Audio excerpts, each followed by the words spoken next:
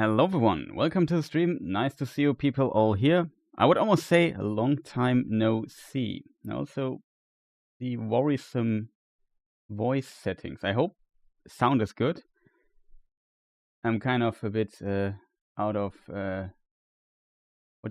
practice when it comes to streaming on this particular channel.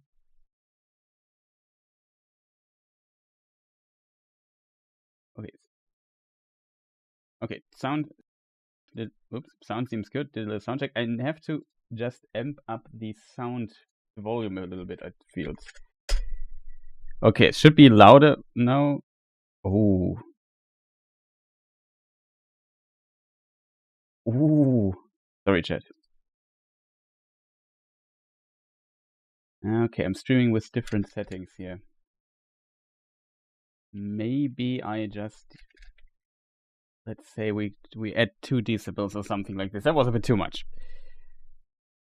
Sound cut out for a sec. Yeah, I think I clicked on the mute button. Why do I hear myself twice? Yeah, that is the reason. Okay.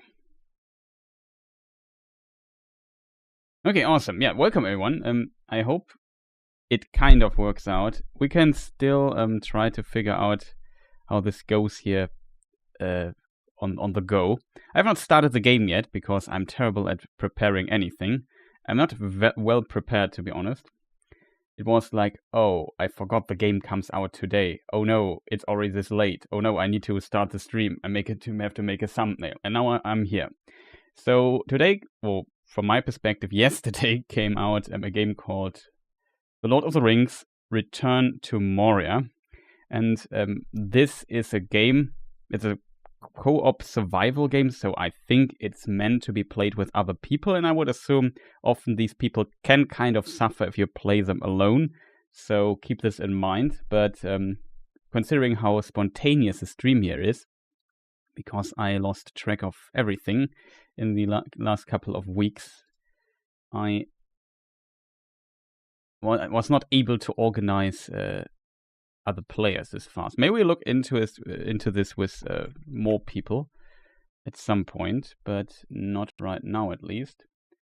Let me just see how I do the setup here. Okay, that should work. There's another problem I just see. So usually I play games over Steam. This game came only out for a platform called Epic Game Store. I rarely use that one, and I currently see that my Epic Game Store is set to German. This is usually not a big problem.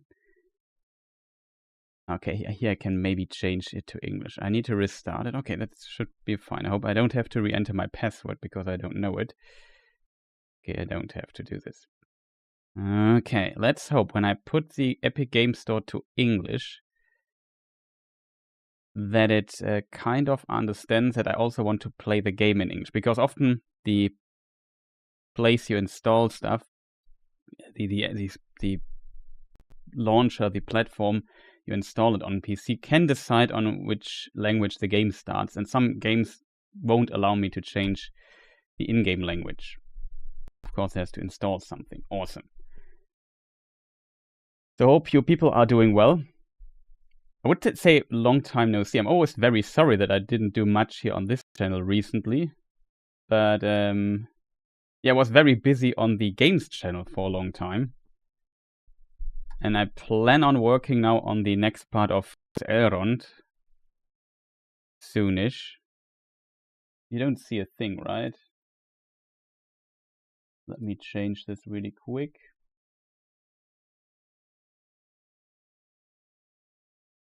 Okay, the game is yet still in German.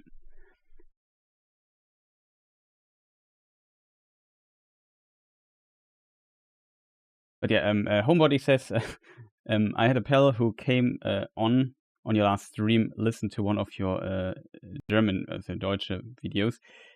She said you have very good Hochdeutsch. She said what area you sounded like and you came from, but I forgot it.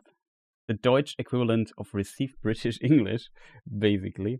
Yeah, I have to say, when I make videos in German, I try to speak clean Hochdeutsch, or high, what do you say, standard German, as you would say it. And in my region, though, we're not known for speaking the cleanest Hochdeutsch. I'm from the Ruhrgebiet, and there are certain things I do when speaking German. For example, the German for airplane would be Flugzeug in High German, but in my region we would not say Flugzeug. We would with two K's, we would pronounce the K soft, so would say something like Flugzeug. So it sounds a bit different, and little things. Oh, they're from Bavaria. Yeah, okay. Bavaria is also like it's a very dialect-heavy region with lots of different dialects. Kind of interesting.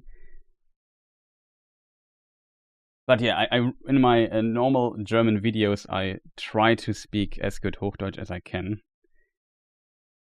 It's often not easy though. But when I have to read, it's easier. When I have to speak freely, it becomes very difficult to stay in the Hochdeutsch mode.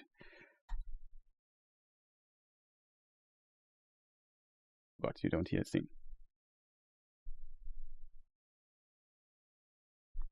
When you turn... Oh. Okay, we missed the beginning. Gimli said, our story is more than men and elves know, something like that.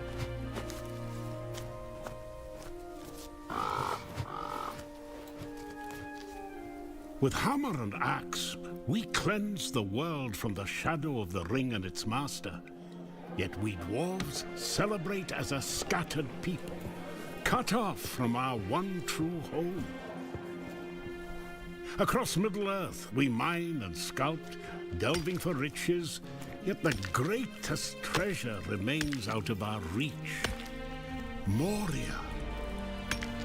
Durin built it before the first sun rose, and through the ages, when darkness threatened our great kingdom, he awoke to lead us again, until the Balrog took it all away. That was 1,000 years ago, and Durin the Deathless has not returned. Some say be patient. I say we wait no longer. It is time to journey from every mountain. Come, rally together. Bring your axes and tools, craft and courage. It is time. We dwarves return to Moria.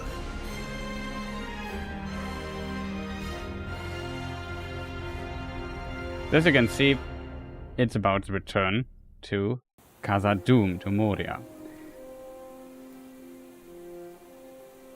Beliebige Taste zum Fortfahren. Press any key to continue. Yeah, I tried to get the game to do things. So mouse click doesn't work. I have to find, usually for streaming, I just keep it there, whatever. Darkness not that important. Let us see if I can change the language. We can change it to English. Awesome. It is in-game. It seems like the voice is in English. And that is already good. Full screen. Windowed. Full screen is right. Frame rate limit 60. It's limit to maximum of 60 FPS. Music is okay. Quality. Of course we go to Epic. If we do so, I have to check which resolution we're doing. I would like to play... It has DLSS. That is already more than I expected. What is strange though. What happens if I go full screen? Okay. The game does not allow on windowed full screen to change the resolution. I'm playing currently at 4K. I'm not sure how taxing the game is. I keep it on quality and see if we can hit 60 FPS. You don't see my FPS marker. Good evening. EJ Tough, I think I read it right. Wasn't sure if I overread a letter there. I have to make the chat a bit bigger because I'm blind. One thing I already find annoying though is when I tap out, the music stops. That is of course unfortunate. Let's see if we find a setting for that. Please. Okay, cool thing, you can change the subtitle size. I will leave it to the standard setting If anybody wishes for bigger subtitles, it's okay. Mute, here, mute in background, it has a setting for it. Awesome. Not many games have this particular setting. So when I now tap out, the in-game sound continues. It's awesome. Every game should have it. Most people that are normal people don't want that the in-game sound continues when they tap out of the game, because maybe they want to do something in the background and just shut the game up for a moment, sound-wise. For me as a streamer, sometimes I have to do something in OBS, make it loud, less loud or something, and then I tap out of the game automatically, and then the game stops sound every time. So for streaming, this is a very important option in my opinion. Master volume is a bit low, even on my side. We'll make the in-game a little bit louder. I hope my microphone stuff is okay. Interesting thing is, you have access to credits. Terms of service.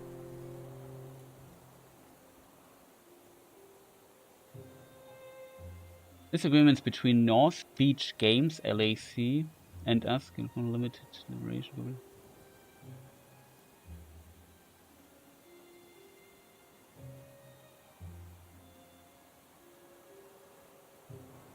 I'm just wondering, while I'm checking this, is who is the person behind this here?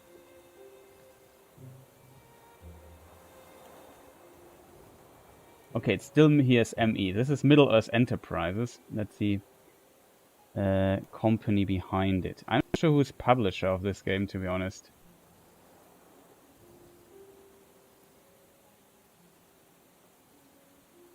Production. Always interesting to see who the licensed people are. That's probably not that interesting.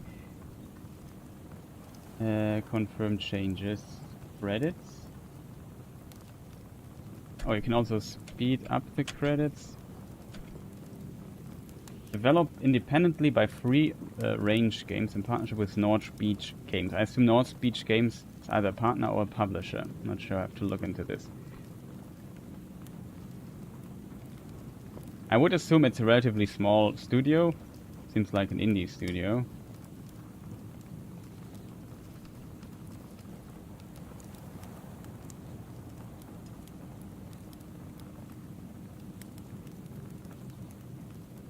By the way, Gimli, as you probably have heard, is performed by John Rhys Davies, so pretty awesome to get the original Gimli actor to narrate this.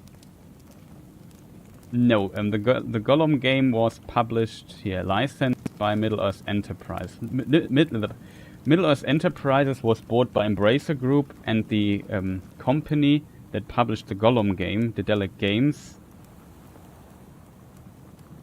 also... wait. They were not... were they also bought by Embracer? It's a different company, that's the short answer. Let me just look into the Gollum game publishing situation. Lord of the Rings Gollum. No, by Nacon. It was published... Nacon bought Daedalic or something like this. So it's a different company. But they have to also get the license from Middle-earth Enterprises, and Middle-earth Enterprises is part of Embracer Group. Return of Moria, yeah, North Beach Games, so it seems like also their own thing. It seems like there's no connection between this. I'm not sure. Publishers North Beach Games. I can't tell you much about this particular publisher, though. I have no clue what they are doing.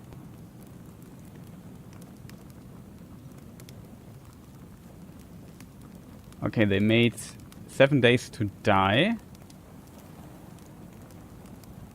They also made Stranded Deep. That's interesting. It's actually a pretty decent track record now, all things considered. They are in California, it seems. Stranded Deep is a shark game, I think.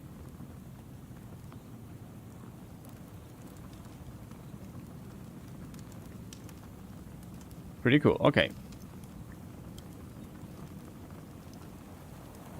Yeah, those license stuff is always tough.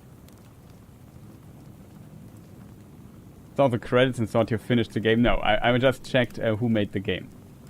I'm online. I play version 1.0.0.112055. And yeah, we checked the settings already. So controls, you can invert your settings. That is good. You can change key mapping. There's only one key binding though, so there are no secondary bindings. Not that necessary. On arrows you have emotes. Equipment slot is 1, 2, 3. So pretty. I will play with mouse and keyboard in case people wonder that as well. Build on B. Deconstruct on X. Quick deconstruct is Z. Camera. Toggle camera height is on G. Rotate construction on R. Okay, we'll find this out in a moment. They usually have a tutorial.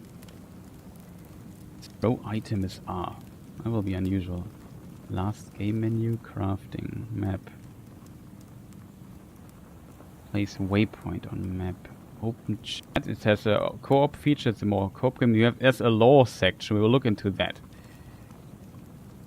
in a moment. You can dodge. Left control. Oh. Jump is space. Okay, it's kind of classic. Crouch on Z. Sprint on shift. That's also classic. Okay. I assume, while wondering, crouch on Z. On my keyboard, I assume this is on my keyboard Y. Because on the German keyboard and the US keyboard, right of T, I have the Z on my keyboard, you have the Y, and the other key then is, they are switched. Because in German you don't need the Y, you need the Z more often than the Y. That's different in English. Whatever. Controller support, it also has some options. You can invert at least the stuff. You can turn off vibration, hold sprint. You can also make it a toggle. That's good. Language section possible. Minimap locked to Norse. I think that's kind of maybe useful, in my opinion.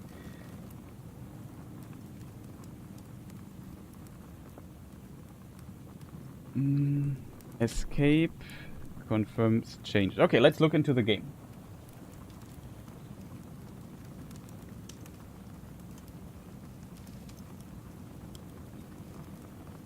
Yeah, exactly. It really seems like they have definitely expertise in the survival genre. Also maybe overlooked some messages here. My Gandalf spoke Deutsch with a nice Hamburg accent. So yeah, return to Moria. There is actually a section in to talk the lore, of course, as well. I assume there is a cutscene and a lot of talking, and I don't want to talk over it, so I do it at the start before we start the game, actually. So when it comes to the dwarves returning to Moria, you know that in Lord of the Rings, Gimli goes in and his friends, like Frodo, the Ringbearer, and his fellowship go also through Moria. And it doesn't look really, let's put it mildly, intact at this time. And because, yeah, as also we heard in the intro already, it was abandoned ages ago. Also, where is my... Here it is. Let us look into the timeline of the Lord of the Rings. Here in the background, you can't see it. I'm a bit sorry, but showing copyrighted stuff on screen is always nothing I want to deal with. So if my memory is well, it's usually not. We have here a Third Age 1980. Frodo leaves the Shire in 3018, so over 1,000 years later. So we are going back in time, Third Age 1980. The Witch King comes to Mordor and there gathers the Nazgul. A Balrog appears in Moria and slays Durin the Sixth. And Durin the Sixth is, from the perspective of the Lord of the Rings, the last known Durin that we also learned about in the cutscene a moment ago. And then also 1 year later, his son, Noin, if you pronounce it Old Norse, or Nine, the first is slain. Dwarves flee from Moria. Many of the Sylvan Elves of Lorien flee south. Amros and Nimrodel are lost. That's also an interesting connection now thinking about it. I recently read some stuff about Amros, because it's an interesting character, but different topic. I don't want to get lost here. So that was this. And in the trailer they said 1,000 years ago. That's kind of correct, depending on when this plays. We still hear Gimli. However, did Tolkien ever mention something about Moria being reoccupied? So, yes, he did. And there is... I have to find it. There is... Let me just think if it's in... Before I get too confused. Appendix B is wrong. I need to go to Appendix A. In Appendix A, at the very end of Appendix A, you find a list. You find a list of the House of Durin. There's in the first page, Durin the Deathless, Durin the Fourth, Noin the First, Throin, Thorin, Gloin, Oin, Noin the Second, and so on and so forth. And at the very end of this list, well, let's go to the dwarves we know. We know, for example, Dain or Doin Ironfoot the second. He also becomes the king after Thorin Oakenshield dies. Spoiler. And he has I think it's his son. Yes, it's his son. Thorin III Stonehelm, he is called. And one of his descendants, according to this family generational table thing, whatever you call it, there is also at the very end Durin the Seventh and last. So there is the legend that Durin the Seventh will be the last of the, let's call it, reincarnations, rebirths, or whatever you want, depending on the version, however it's handled in what you see as canon. We have Durin the last of the reincarnations of Durin. It's not, there's no date when he is born. We just know. And there are two little lines here that shows it's not his son, but at some point later, long maybe after Thorin III Stonehelm, who was born 2866, there in his line, not a descendant. What's the opposite of it? Oh man, English vocabulary late in the evening. Nachkomme. It is in German. Descendant. Yeah, it is descendant. What is the... Ancestor is the other word. Okay, I just mixed it up in my head. Whatever. A descendant will be Durin the Seventh, and he will be the last of the Durins. And Tolkien wrote in Peoples of, in a text that is published in Peoples of Middle-earth, and it was originally planned, I assume, to be included in Appendix A. There is a section called Durin's Folk. And the overall section is called the early appendix, I think it's called. Something like that. Let me just look it up because I have to... The making of Appendix A it's called. Okay, got that. And here we find the following note about Durin the Seventh. It's just literally a sentence. Thus it was here that Durin the Last emerged, and it is said of him that he returned from Erebor to Moria and re-established it, as is said in the accompanying genealogical table. I just mentioned that. You can find the, as said, you find the terrible thing, the word. Genealogical table before Appendix B. So at the very end of Appendix A there's a small table, at least here on my version, and there you find the dwarven family tree.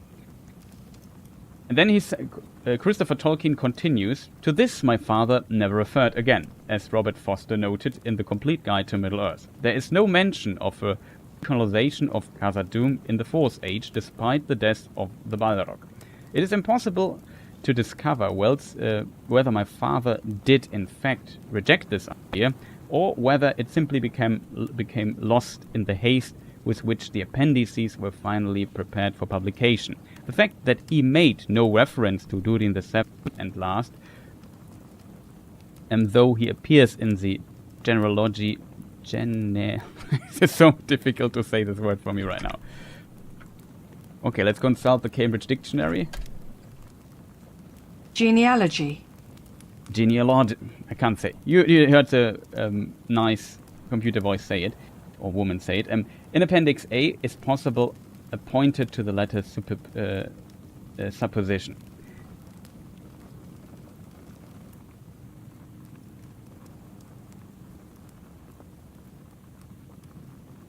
Those are two versions of this table, it seems, accompanying the second version, but they are essentially the same. My father made the second one simply because he had not left enough space in the first, and the names on the right-hand side had to be cramped.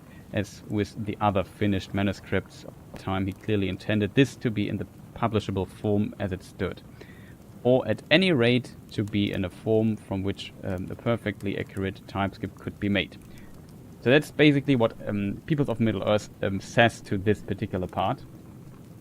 And that's all we know about this. Kind of interesting. It's a bit unfortunate that we don't know too much about this, but it really seems like Tolkien has a mention of him, but he wrote literally nothing about this. It's a bit unfortunate, I have to say.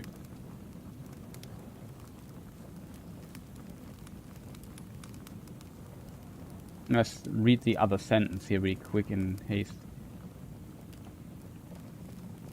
And the line of Duin prospered, and the wealth and renown of the kingship was renewed, until there arose again, and here we have the reference to the that they are related, arose again for the last time in there of the house that bore the name Durin, and returned to Moria, and there were light again in deep places, and the ringing of hammers, and the harping of harps, until the world grew old and the dwarfs failed, and the days of Durin's ways were ended. So it seems they went back to Moria with Durin the Seventh and re-established it here. However, this little information here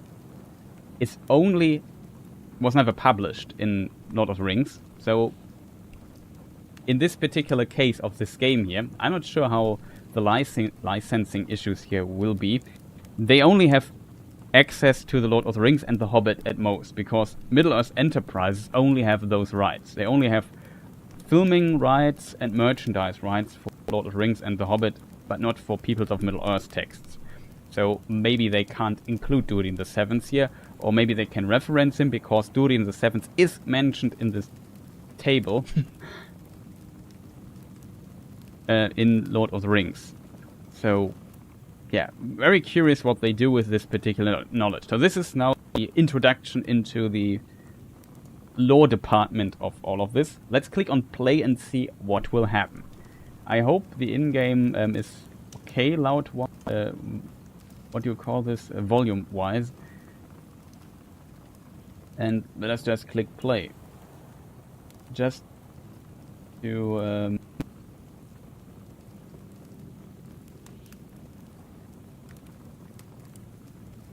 let me just make sure that I have everything here prepared. You hear the in-game sound, you hear me, you see the in-game, seems to be okay.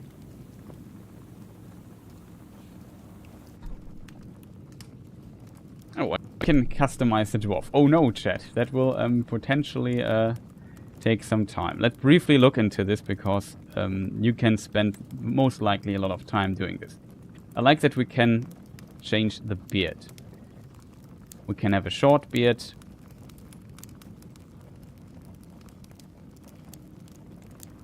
The beard is of course very important. I have to say I kind of like the first beard. That was very dwarvish. No beard is of course a no-go, but I guess because it's a co-op game they have to include this option. You could ask, Chris, why is this a no-go?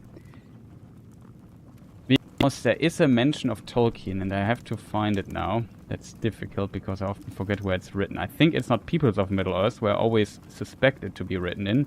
It's in of the Jewels, I think.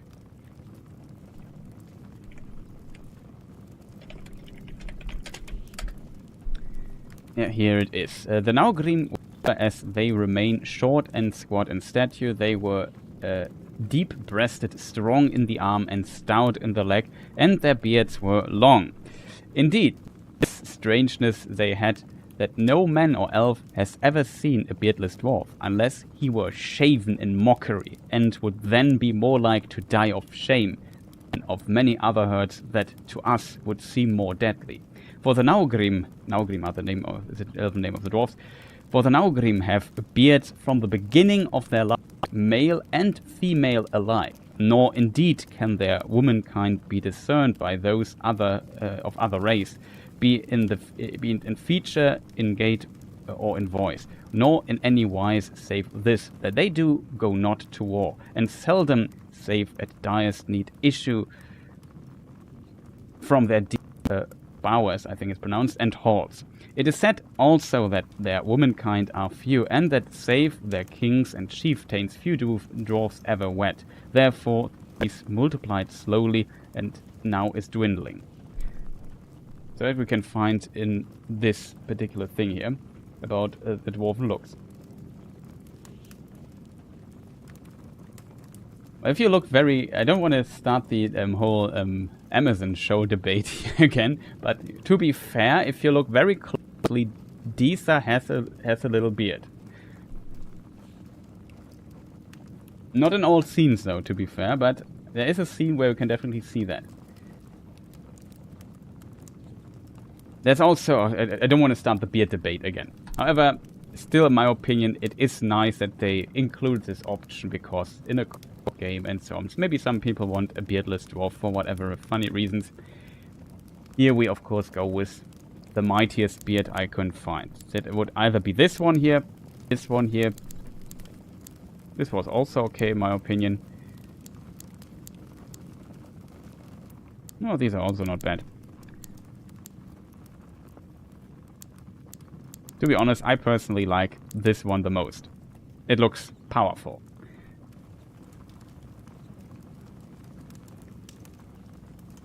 I didn't say anything, carry on. No problem, man. Oh. Let us see. I have to admit, the red beard I always liked on dwarves. White beard is also pretty cool. Earliest beard. We could make like something like a Dwalin. Maybe a little less, a little grayer.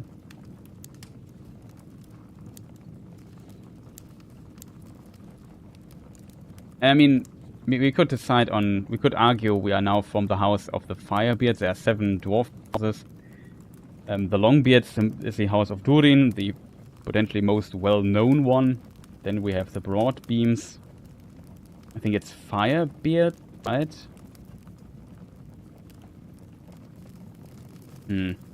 Was it Firebeard, chat?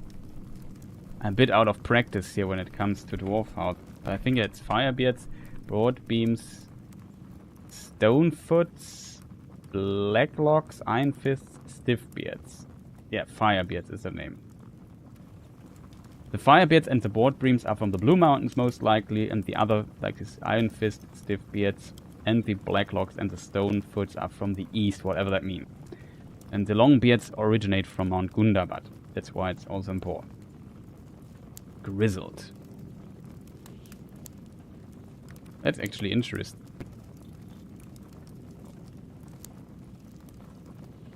So they included the face, I assume, stuff. That's actually pretty cool, I think. I think the gender of the dwarf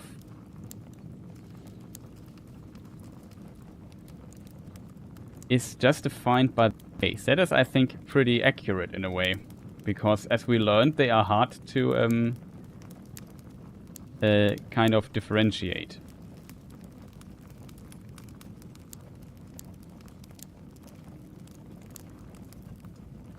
The useful dwarf.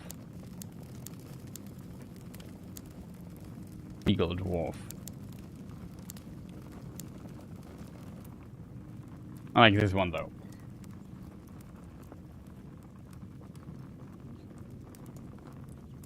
What a nice time to stream, to be honest. It depends on where you are from though. But I agree. Hair. Long hair. They don't say about if dwarves have long hair. They only have long beards, I think. There's no mention of their haircuts. So we have quite a few options as well. Pretty nice.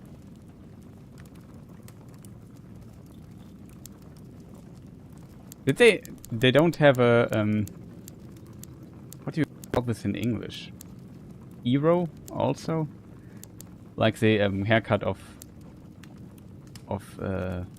Dwalin.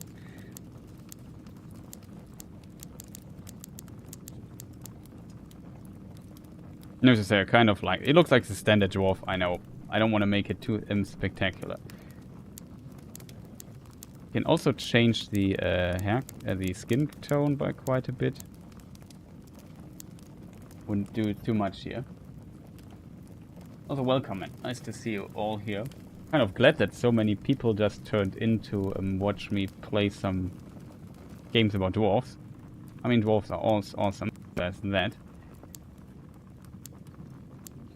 We could make a vote for everything. But that would take too long. So, are there any wishes for eye color? Like, I think with the beard and so on, I assume it's third person, so we will see this part quite a bit. So I think it's important to have a haircut that you like.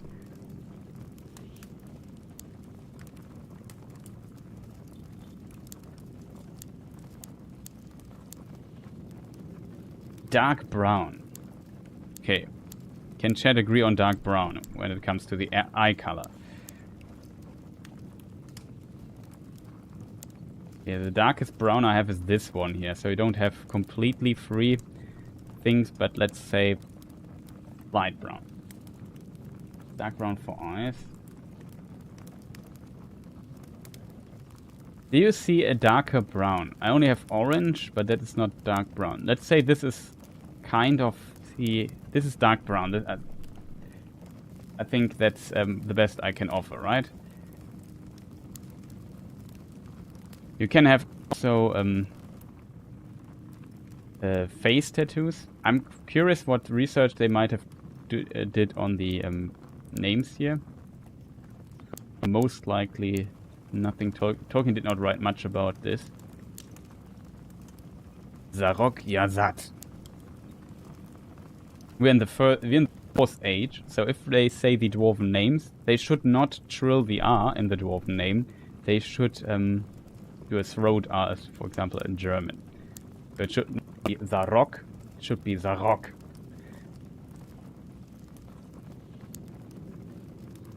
Because Tolkien writes, in case people wonder where this is even referenced. In Lord of the Rings, the book we all love so much, we find in Appendix E. I think it's somewhere in notes, right?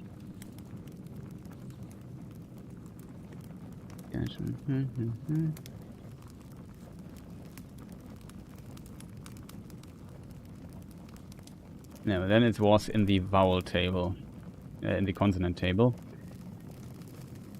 Ah yeah, here. Represented a trilled R in all positions. The sound was not lost before consonants as in English part. The orcs, and some dwarves at least, are said to have used a back or uvula R, a sound which the elder found distasteful. So here's a reference. I remembered it a bit different, but it's kind of cool though that they include this. Maybe there's another version of this particular thing here, or there's somewhere down here somewhere where it says it's later in the age. I remember it being a later development. So, kind of that.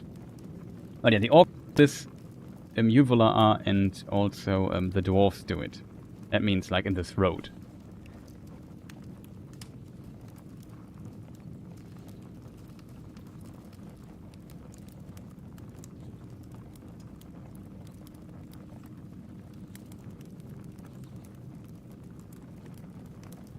So the elder wouldn't have liked French either. That is very likely, yes. No, I don't know. It's kind of cool that you can have some tattoos. Usually, I'm not too huge on tattoos on my characters when I play role-playing. I think, though, for Dwarf, it fits. I kind of like this one here. Also not bad. Maybe a bit too much.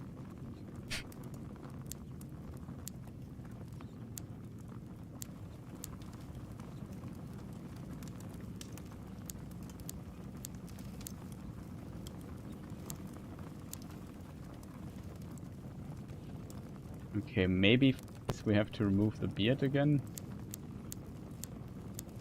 Oh.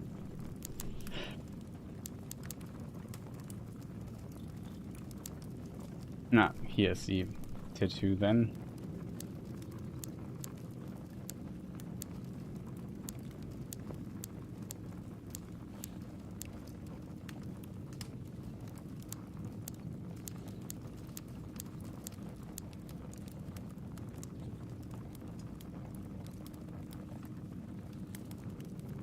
Speaking of that, could someone from Rhûn understand someone from Gondor speaking? If they had like healings when it comes to trade or so, because some regions in not all the people in Rhûn were Easterling, but I would say in general maybe not, because the Gondorians spoke often Sindarin. And some, yeah, and of course, the other common tongues that were around that they needed. At least the noble ones. So the question is, do people in Rhûn speak that as well? Yeah, if they spoke Westron, so the common tongue, common speech. Well, with an accent, I could imagine that.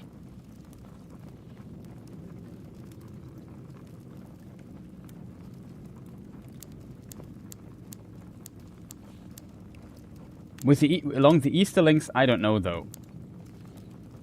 It's tough to say.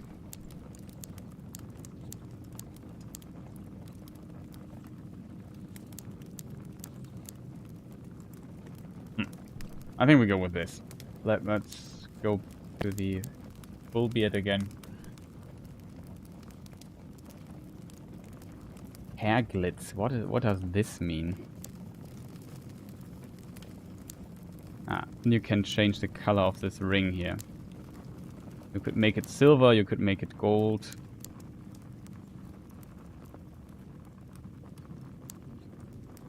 We just leave it at that. Scars are also a possibility. We already have one here, it seems. What is this? Mountain wildcat. Ooh, that looks terrifying. Bear brawl, pickaxe, goblin pike, tree branch, hidden door. I don't understand the hidden door reference, but okay. Tradition.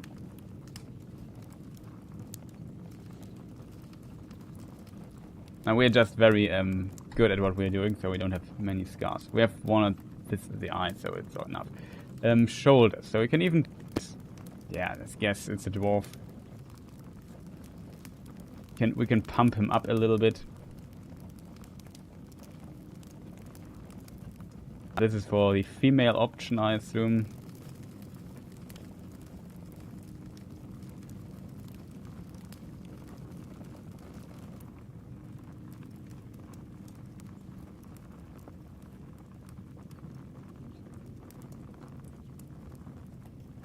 I don't know, something like that. What else do we have? Personality, focused. I'm not sure if this has any impact here.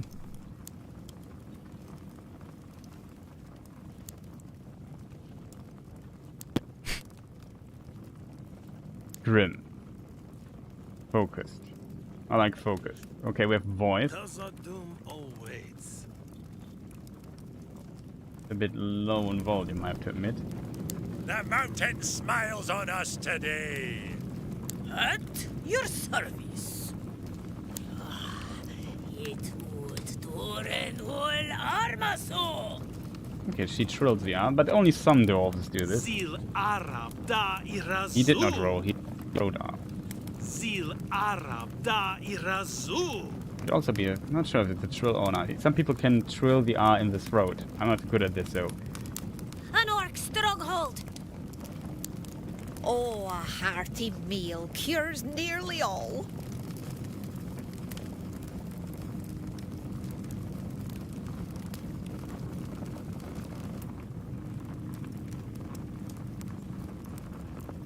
They mentioned that hobbits have a different accent in the common tongue, and Aragorn could change his accent in Westruun at will. Yeah. Till Durin wakes from sleep. Oh, that is a long way down. Oh, if only my Nana could see this. Khazad-dûm awaits. It sounds a bit like the Headhunter in Warcraft 3. I like it.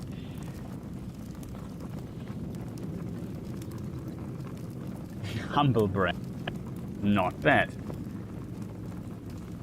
The mountain smiles on us today. It also sounds like a very classic voice. At your service. It would Durin ul armaso. Zil Arab da Irazu. An orc stronghold. At your service. I go with voice 3. I like this one. Khazad-dûm awaits.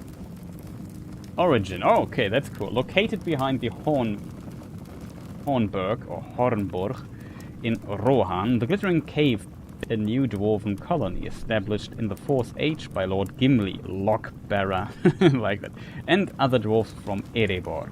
They have also been helping restore Gondor and Rohan. So yeah, we know from the books that Gimli at some point goes, because he loved the Glittering Cave so much, he went there and established something there, but he left it later again. And then sailed with Legolas west. What other options do we have? The Iron Hills. Oh, it also changes the clothes. East of Erebor, the Iron Hills have long been a refuge for dwarves, though not as prosperous as other kingdoms. The lords of the Iron Hill are kin with the king under the mountain. The problem is, I would love to show you the map. The problem is, it's in a different scene. I don't have it right here. Is there any way... Oh, I have a map.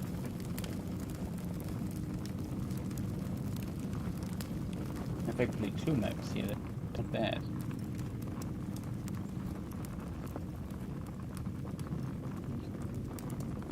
Let me just see if I can add this here on the fly really quick. What? This is too much stuff here, chat.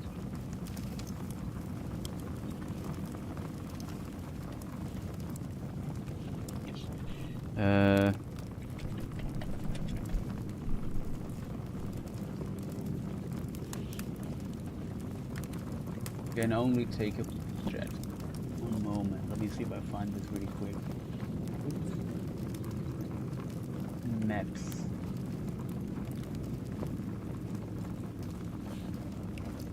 And here we have the maps.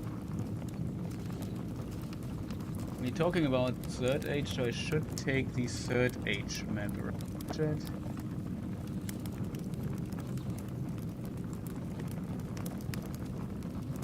We just try to see the newest version. Unfortunately, several versions older.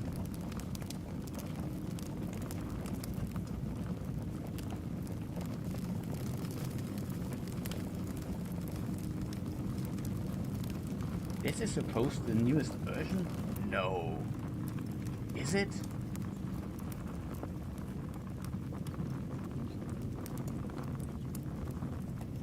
Maybe. I'm not sure, chat.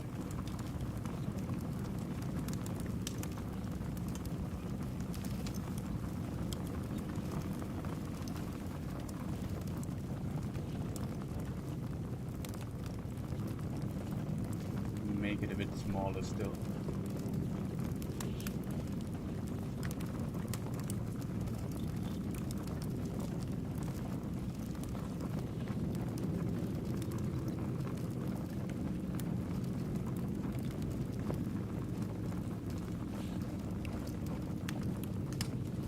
Okay, Jade. Yeah. So, glittering caves, you know where they are. The Susburg is somewhere here. Hard to see for me right now. Is Edoras Susburg should be somewhere here. I can't really see it. It's too on my screen. But yeah, you know where it is. There's also the glittering cave. The Susburg is the Hornberg. What are we here? Iron Hills. Iron Hills up here, in case we wonder where those Iron Hills are. Very far away. Erebor here. Mountains, there were also once a dwarf realm. Khazad-dûm is here somewhere. So this here kind of works. Yeah, east of Erebor, the Iron Hills have long been a refuge for dwarves, though not as prosperous as other kingdoms. The Lord of the Iron Hills are kin to the king under the mountain. So yeah, Duin Ironfoot, later Thorin's death, became king under the mountain. He is from the Iron Hills. And the brother of Thror, who also was here, he went to the Iron, if I remember correctly, after all this debacle here in the Grey Mountains. So yeah, his line is kind of still here. It's clear though if they are kings, to be honest, because they are technically they are also Longbeards, and the Longbeard king is only Thorin and later Duin Ironfoot. The coastal mountains. Not sure what the coastal mountains are. It could be the Blue Mountains. Beyond Umbar. Oh. Then they are talking about Umbar. This stuff here. Here, Umbar is here, in case you wonder. So it's very far south of Gondor.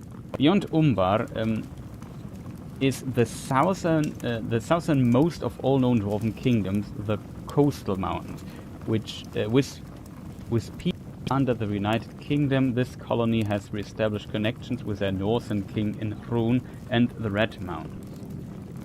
So Rhûn, of course, this gigantic area here, and the Red Mountains, the Orokarni, are this here. I also assume that these mountains could be dwarves. That's also my impression or assumption here when it comes to this. I have to admit, I know there is some little information about these areas here further south, but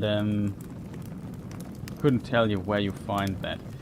Maybe it's just on maps or something like that. It must be very little, I think. Somebody knows something in chat, let me know. Currently can't read chat though. Should change this.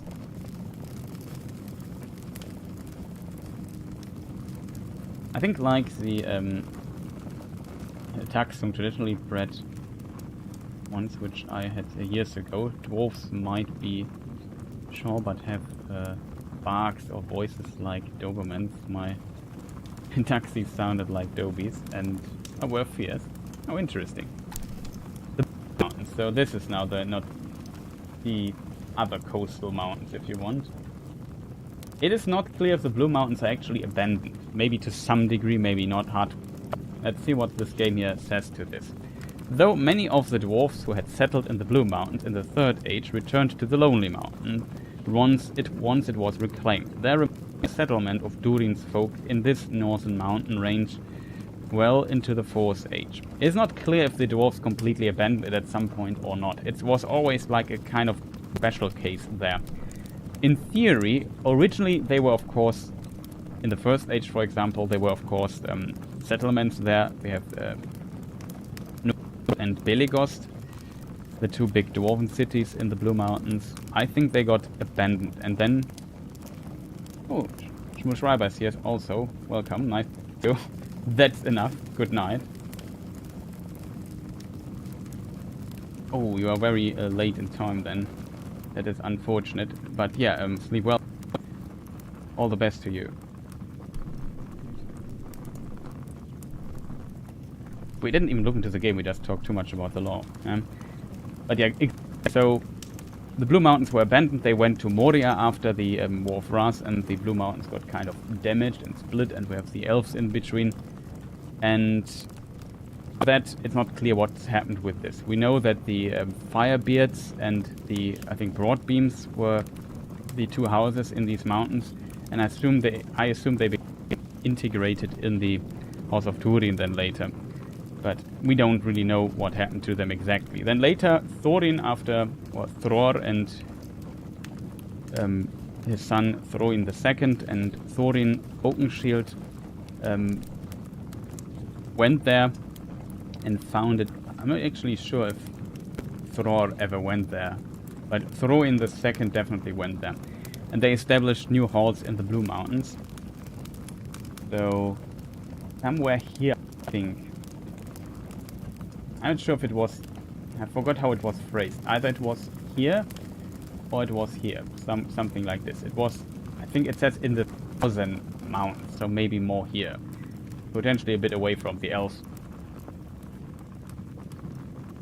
It's the best channel for Tolkien lore, hands down. Much appreciated. So yeah, it kind of is this. Here it says there's a settlement, maybe what Thorin and his established there is still left there, so definitely a possibility that some dwarves stayed there for whatever reason. Because not all want to go to Erebor.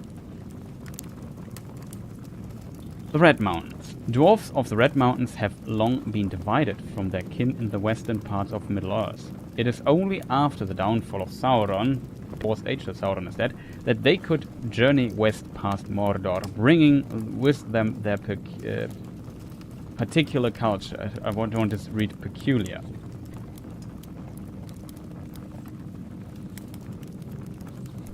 So, Red Mountains, I said, are they called the Orokarni. They are here in the east. I definitely assume that several dwarven clans might have halls here and live here. So, I think that's definitely a good assumption. You could also imagine a dwarf could live here, but there's no evidence for that. These mountains here, the Ered Lithui, very unlikely, I think, because it's just too close to Sauron. Though there are, in the Hobbit, we have the mention of wicked dwarves that kind of ally with orcs and Sauron and so on, but I don't know. So these are the things. I assume, is there another one? The Lonely Mountain, of course. Let's switch back here into the in-game. We know where the Lonely Mountain is. Erebor is the Lonely Mountain. Erebor remains both the seat of the king under the mountain and the current home of King of Durin's folk. The Lonely Mountain continues to thrive in the 4th Age, helping to rebuild parts of Gondor and the Hornburg. So what is interesting though is, of course, that Moria is the original origin place of... Now, I said Gundabad is the original origin place of the Lords, but Durin the Deathless, established Moria very fast. You know the story. He looked into the mirror mare, then he saw like a crown above his head, and he knew that stuff like this, that he should establish his realm there with this, call it, sign for maybe Aule or whoever, or Varda, or a corporation of those two, who knows, who set the stars there and created this moment for the dwarves. And then they were a long time there, and then they went to the Grey Mountains, and from... Actually, a part of the dwarves went from... After the fall of Moria with the Balrog and during Spain, they went, part of them, to Erebor already, and the biggest part went to the Grey Mountains. So just you get an idea of technology here. During Spain appears, dwarves have to flee. Some go to Erebor. Interestingly, also a Throin and a Thorin establish Erebor here. And the biggest part, though, goes to the Grey Mountains and establishes something here.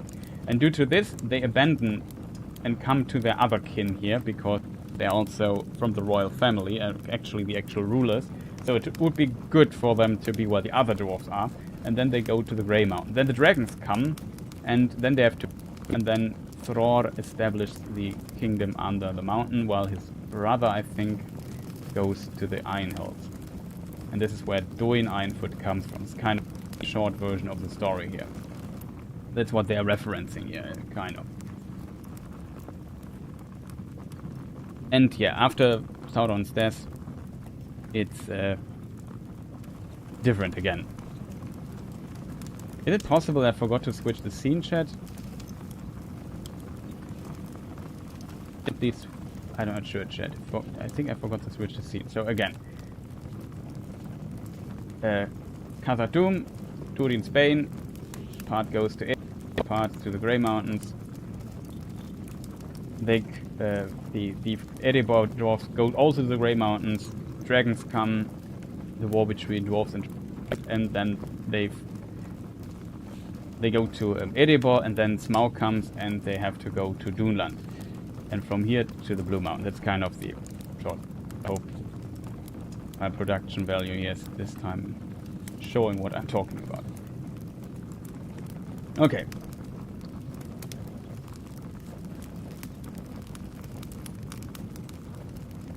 The fine wines comes from Dorwinion, are made perilously close to Mordor rune area. That's actually true. Don't know exactly where it is. Here on the map it's shown here. I think also Karen Wynn Fonstead assumes that it's kind of here, Dorwinion. Oh, you don't see it on the map, of course. I forgot to switch the scenes. So yeah, somewhere here it is. Here is Mordor, Dorwinion, where the wine is coming from, which Thranduil likes to drink, according to the Hobbit.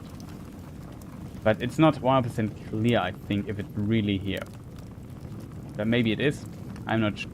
It's like a map where it's also placed here. There was like a map discussion between Tolkien and somebody who make the publication or something like that. And there's a version with notes from Tolkien and the other person, which name I forgot, unfortunately. Maybe somebody in chat knows. Very interesting, though. Okay, so the Lonely Mountain I also read. Yeah, they are helping Gondor and Orenburg. They are also playing definitely a role in the Lord of the Rings, in the War of the Ring. So, very important. That's also where Doin Ironfoot actually...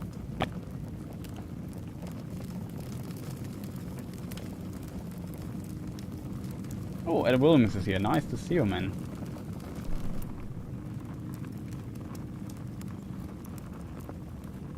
I would totally work on a Tolkien game.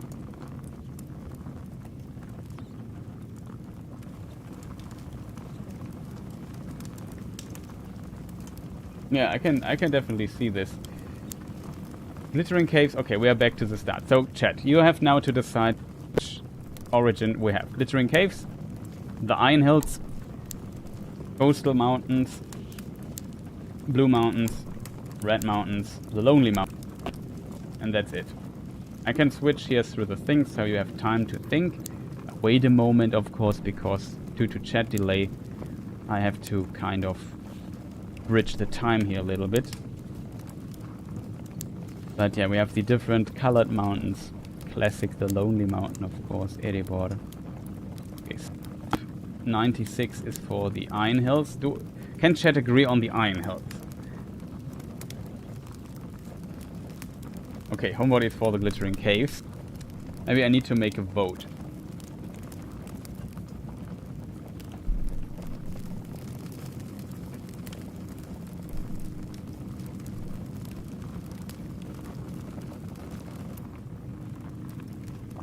Any more voices confirming or against this? And then we might start with... And finally click on save and create the character. In the meantime, we can rotate our dwarf here.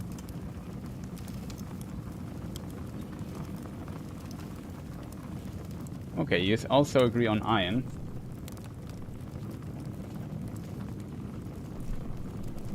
Let me just look into the Thor family tree very quick. So yeah. So Thor's father was Durin first, and Durin the First had 3 sons. It had Thror, Thror, and Gror. He was very creative with his dwarven names. No, just kidding. And Thror died, if I remember correctly, in the battle of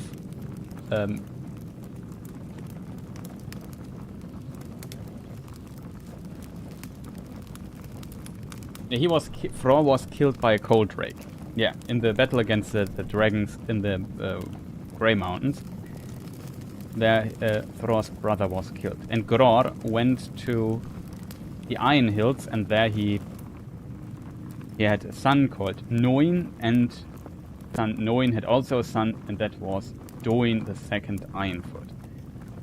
While Thror did his Erebor thing, had a son called Throin the Second, Rain the Second, however you want to pronounce it, and he had also 3 children: Thorin the Second Oakenshield, Frerin, who died in the battle on the war between, battle of Azanul Bizar.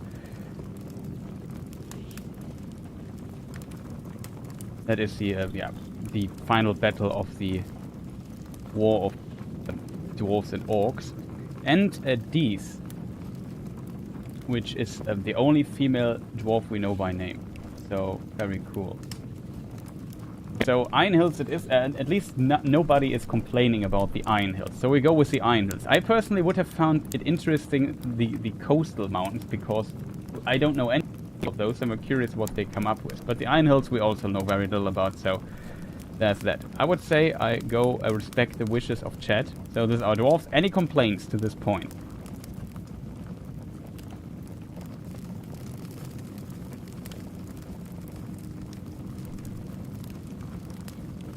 I have to wait for chat to have the option to answer.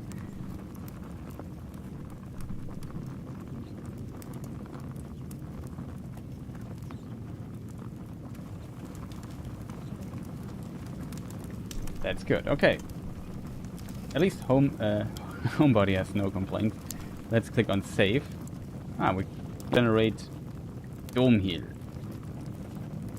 Sora, Sun, Nor, or Nar. But the long A is pronounced O in Old Norse, and usually the names are Old Norse. However, if it's an old name, the R is trilled again. Or that is actually the name I just read. That's the brother of Thror.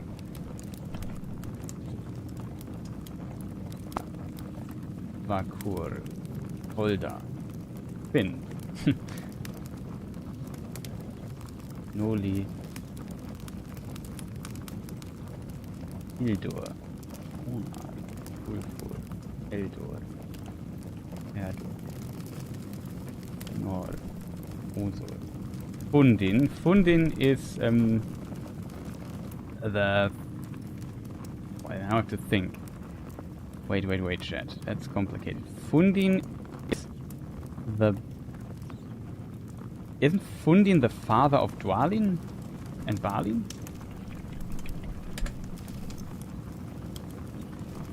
Yes, it's a father. And it becomes even more complicated. I said that Thror had 3 brothers, and his father was Doin. Doin the first had a brother called Vorin, and his son was Farin, and his son was Fundin and Groin. And Fundin is the father of Balin and Dwalin. Fundin also died in the battle of Azanul Bizar, if I'm not mistaken, or am I wrong?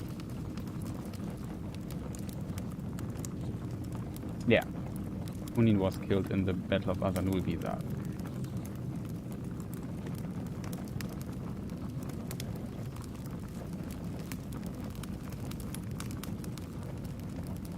Dori, Groin, I just mentioned the names. There are many dwarven names you know from the thing here. Thror, Thror is also in this. Bildir, Vifir, Farin, Nor, Hafur, Erdur, Frerin. Dees, that is the only female name. I think it's a problem if you only have like one female name for friends in your dwarven name selection.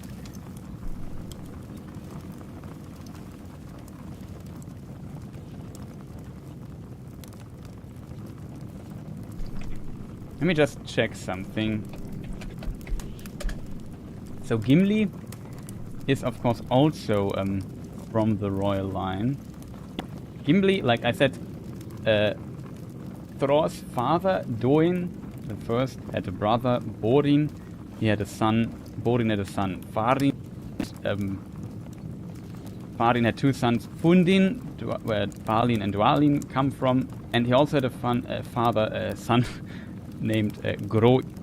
And Groin is the father of Oin and Gloin, or Gloin. And that is the father of Gimli. So Balin and Dwalin are also related to Oin and Gloin and with Gimli. And indirectly, they're also related to Thorin. And also so it's kind of a complicated family tree, to be honest. But yeah, just so you have the stuff here. Alf. That's a good name for an elf, because Alf, or elf means Alf. So there's that. Gror. Doesn't it, to be honest. Gror, I think, is a cool name for a dwarf. Is the name too royal, though? What do you think, chat?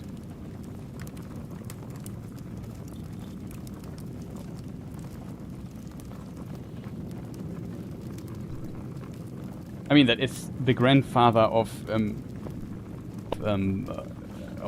Ironfoot.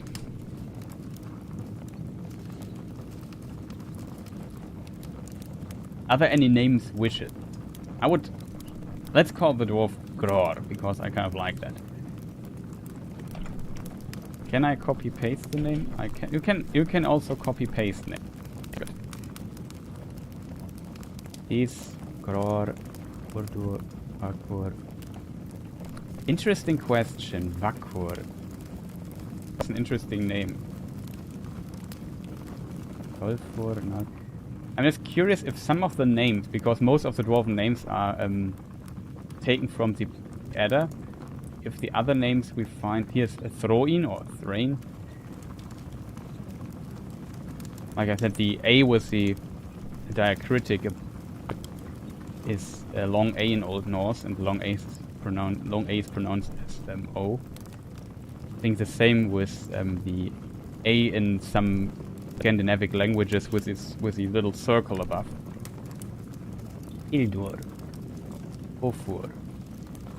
Ofur is also not bad. Did I just see Gandalfer or something like this? That would be funny. Alf is Old Norse for elf, by the way. I think okay, Vakur. Vakur is also not bad. Where can I look up the Poetic Edda? I know a site where you can do this.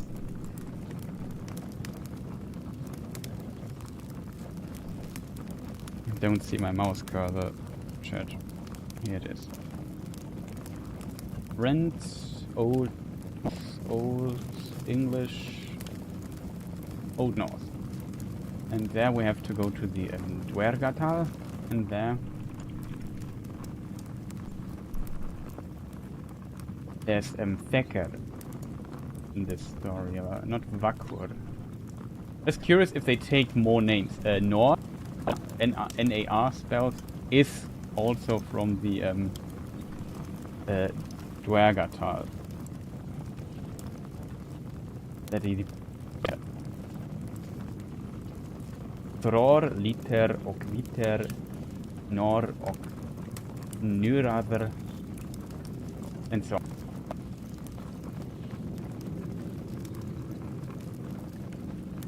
Knowing, also here.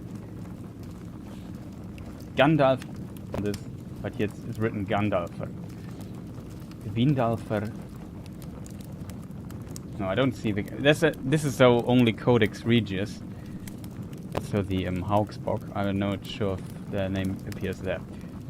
Very curious what the research for the name list here was, but yeah, I'm getting lost again.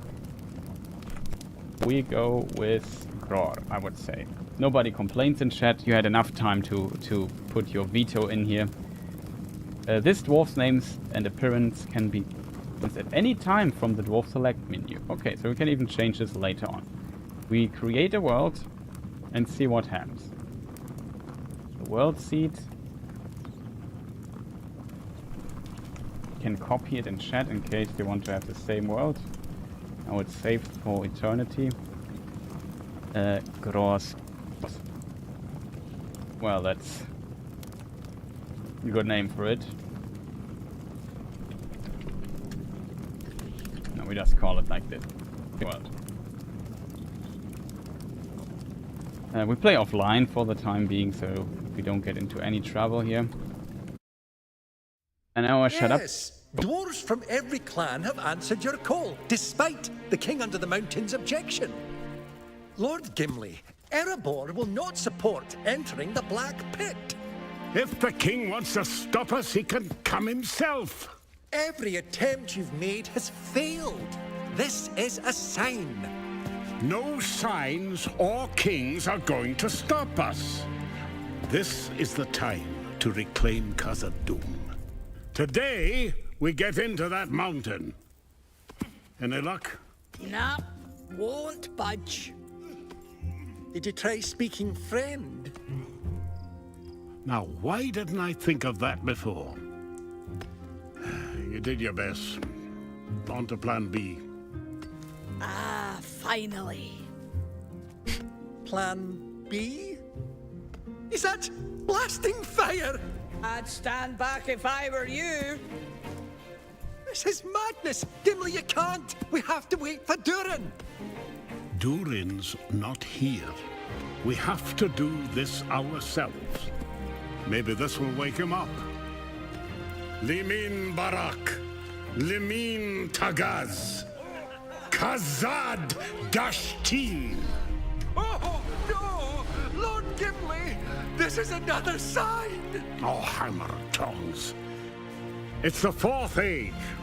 Nothing is going to stop us. You heard Lord Gimli. Let's go. Pack it in. Yes, nice and tight.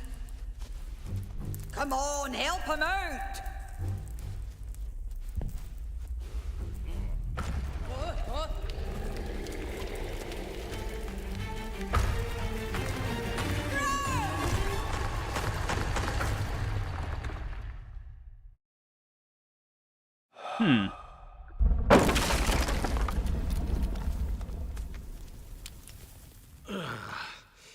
That was no normal dwarf blast. Gather supplies. Okay, here we are. Stable 60 FPS on my side. So The torch. Too dark for dwarf eyes. it's an interesting question. How good can dwarves see in the dark?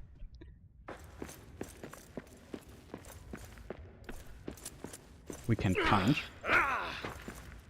I have different things here.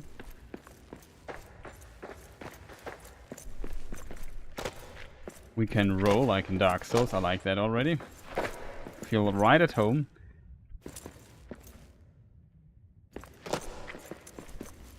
Now I'm out of rolls though. Refill slowly again. One roll is about one of these little bubbles there. Good to know. Like engineers in Starfleet, dwarves all have Scots accents. Love it. Yeah, it's kind of an interesting idea that Peter Jackson put there into how we these days imagine dwarves. I think because dwarves speak their own language internally, it makes sense. Like they speak Khazad-dûm. It kind of makes sense that they speak when they speak Westron and Elvish and other languages. The dwarves actually learned with a lot of effort other languages, so they would not like they did not want to reveal their own language to others. They also did not reveal their actual dwarvish, their Khazad-dûm name to others, and as a result, it makes sense that they spoke those with an accent. Because I also speak English with an accent, even though I'm definitely okayish speaking English, you still hear that I'm not a native speaker. And as a result, the dwarves would be the same, and they just use the Scottish accent because, I don't know, maybe...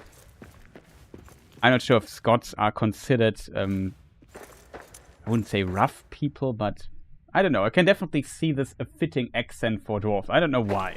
Not because I think Scots are short or whatever, but just from what do you call this? Sturdy people, something like this. Just going by. No, it's not the right word. Not what I mean. You know what I mean? They have this. I don't know. If you, for example, see sailors or so, they also often have like a Scottish accent in many films. Like they are, you know, they people who do get stuff done. Stout. Is stout the right word? No, I don't mean that they are stout or anything. I don't mean I grok, Chris. I don't mean like that they are nothing relate to their physique, how their body is built. It's more like the way they are. You know what? These classical, like kind of a stereotype. How would I say it in German? No, not stout, strong, sturdy. That's not the right word.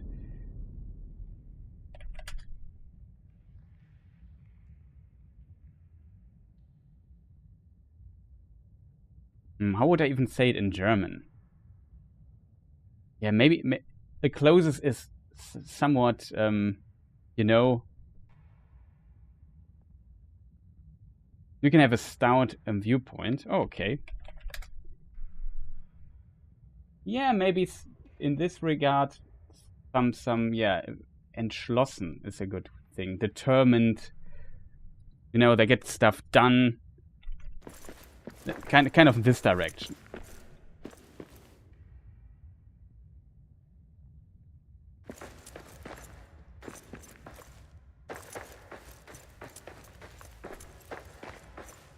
Aha, here we have some wood scraps. Get wood scraps. So this is, I assume, stuff we have to collect, and this is then later used for crafting. They want me to craft a torch. We learned to press C to go to the crafting menu. That's how it looks. And this game is about survival, so finding resources, crafting stuff.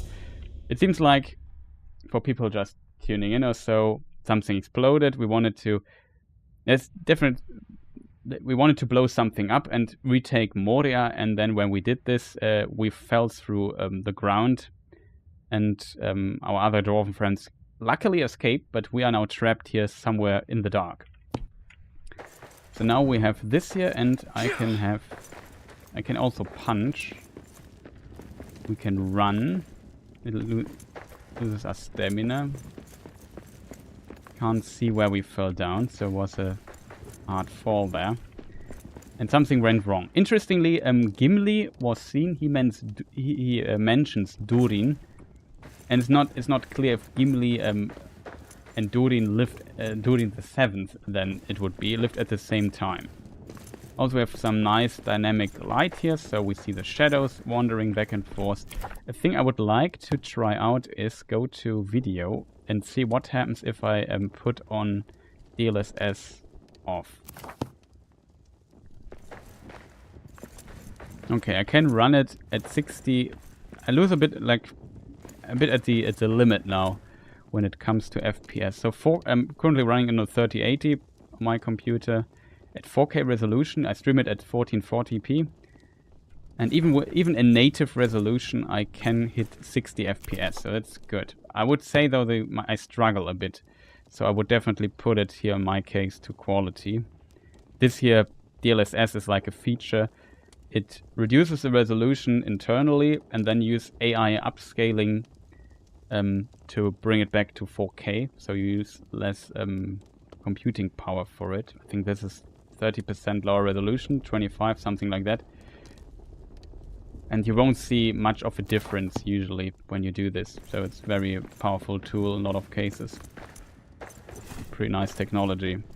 You basically trade a little bit of image quality for performance.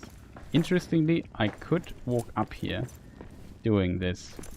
This is a very minor thing. A lot of games, and we will see how good this game here is getting it right.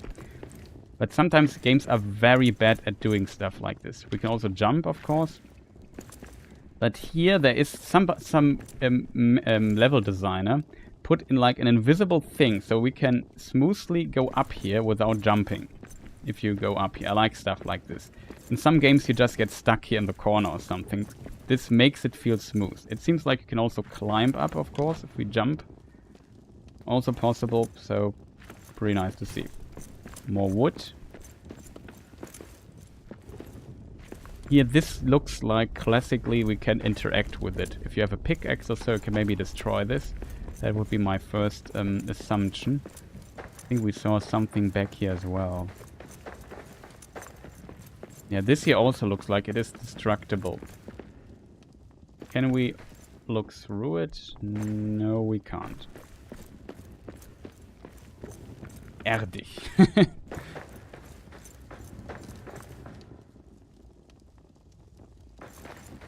They are definitely earthy.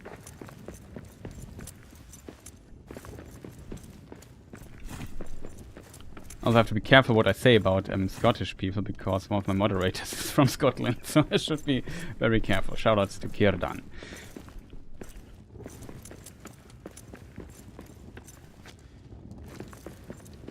Okay, it's not an abyss. So I think with sprinting and jumping we can maybe make the jump. There must be a way back to camp. Could try the doors of Durin from the inside. Best get going. Why do I have this? I pressed F. F is the...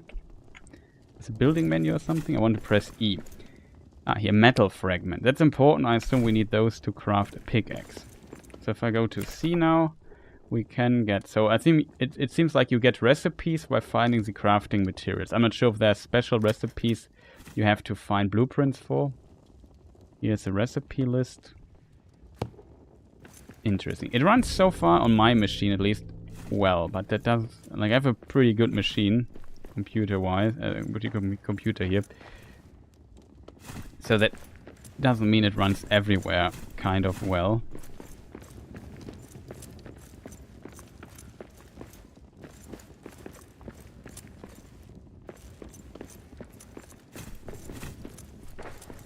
I can't go higher than 60 FPS.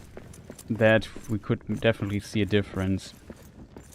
Like on paper, like if how this game looks currently, if I would have to evaluate by pure by its looks and what we see currently on screen, the game should run at, I don't know, I should be able to get with DLSS 120 FPS per second, so twice as much as we currently have, but I don't see because it's capped.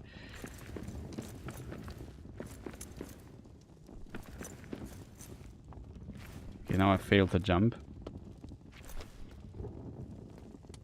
What's on the top right corner when you open crafting?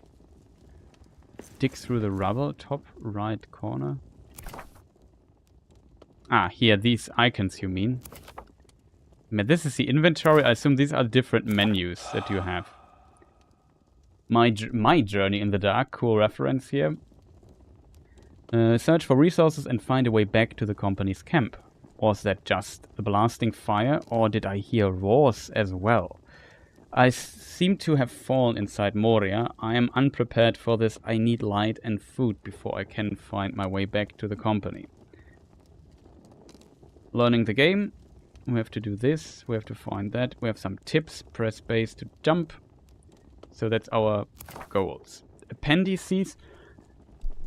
Lamps and torches. Torches will light the way. Useful tool to keep pickaxes, dwarven stuff, Durin's folk. Okay, Gimli, Lockbearer. Gimli, son of Gloin, the Lockbearer and Lord of the Glittering Cave, is of the house of Durin and was the only dwarven member of the Fellowship of the Ring. After the fall of Sauron, Gimli journeyed with the elf Legolas before leading a group of dwarves to establish a colony in the Glittering Caves. We talked about this at the beginning of the stream, behind Helm's Deep. Gimli now leads a company of dwarves from across Middle-earth to retake Khazad-dûm, that's Moria, the greatest dwarven kingdom ever built. Deep within its ancient mines is the rare rich ore of Mithril. Gimli had pledged to use it to rebuild the gates of Minas Tirith for his friend Aragorn. So that's also important detail. They rebuilt the gate of Minas Tirith. It was blown up by the Witch King and the siege weapon Grond, if you remember. And Yeah, it was rebuilt then with Mithril, I think. Now King of the United Kingdom. Here it's interesting. We find now King Thorin III Stonehelm. That's the son of Durin Ironfoot. Durin Ironfoot died in the War of the Ring, so he's now the successor of his father. Thorin Stonehelm, son of Doin II Ironfoot to be precise, King Under the Mountain, is named after the famous Thorin Oakenshield, who led the 12 dwarfs, Hobbit burglar, and a wizard to retake the Lonely Mountain. That's the story of the Hobbit. After the War of the Ring, Thorin Stonehelm rebuilt the kingdoms of Erebor and Dale.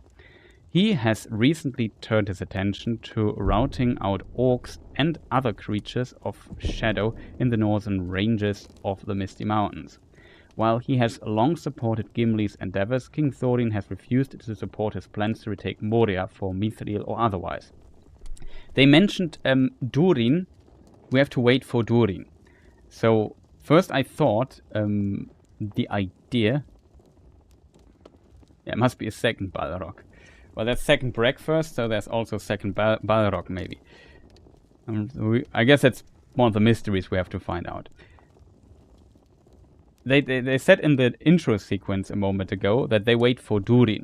First I assumed, okay, Durin is alive, and this is in parallel when Durin the Seventh actually lives. But it seems here King Thorin the Third lives, and Durin is not there. So that means he is against what Gimli is doing, retaking Moria, and the claimed, or I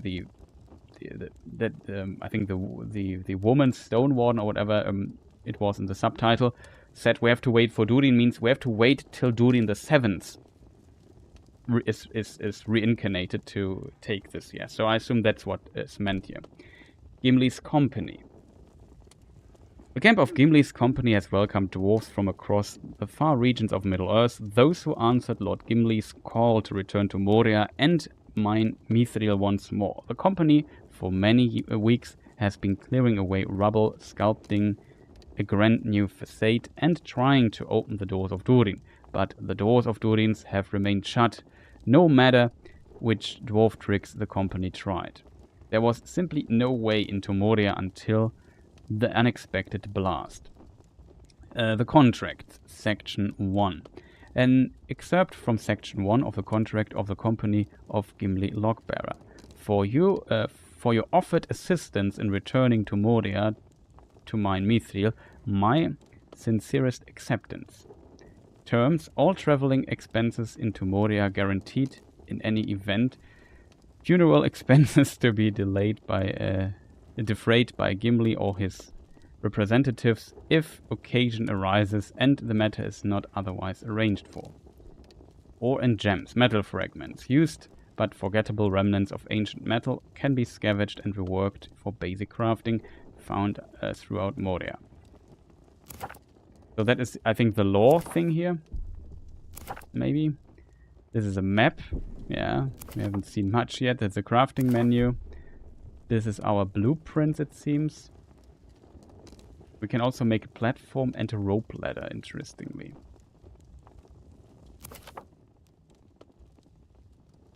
So C is for crafting, this is for building. Yeah, okay, I get it. This is options. I see Gimli learned contract making from Thorin, exactly. Balrog buddies. So, Devin, I hope I could kind of answer the question, but a good notice. There was also in the settings menu, keys for all of this. Here was lore, H. So I assume H is this here. Yeah, this is what our dwarf craft. This is the lore section here. Dig through the rubble. So now we have metal fragments and this pickaxe.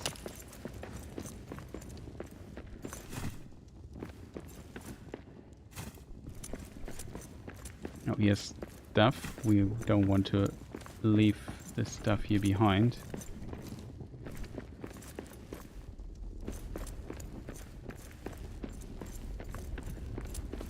This here is where we came from. And the wood respawn. That is strange. We collected all of that shit.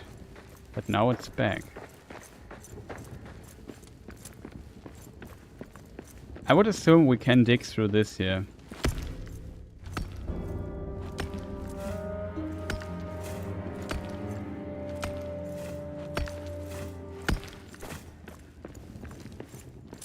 and we get rock doing so. Is this just for getting rock? So it's basically just a rock resource that we get.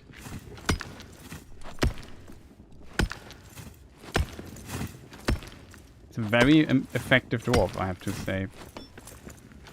Yeah, this is just for getting resources, it seems. So we now got a bunch of rock doing that. It's not a pathway, it seems. Now, we can do this here. Here's the same.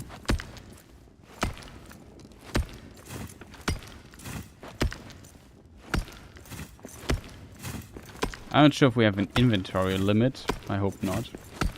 The hugest fan of inventory limits. Shoutouts to Starfield.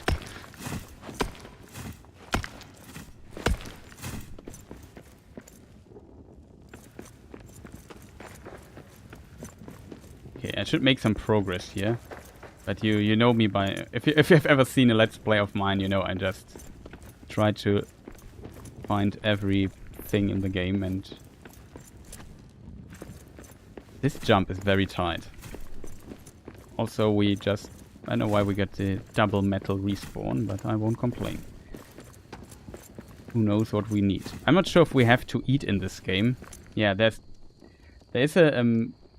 you can't see it here, but at the bottom left there's a thing. I assume it means we are losing health because we are hungry. We are starving currently. I also did not notice that.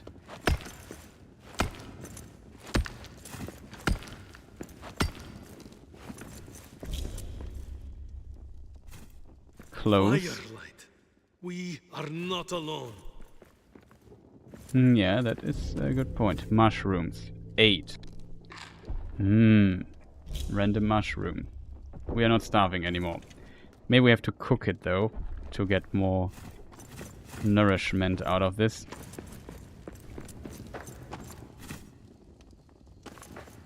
Close scraps. Those I think we need for ropes. And for with ropes I can make a ladder or something. I have seen that already. Dwarf remains. Hero's token.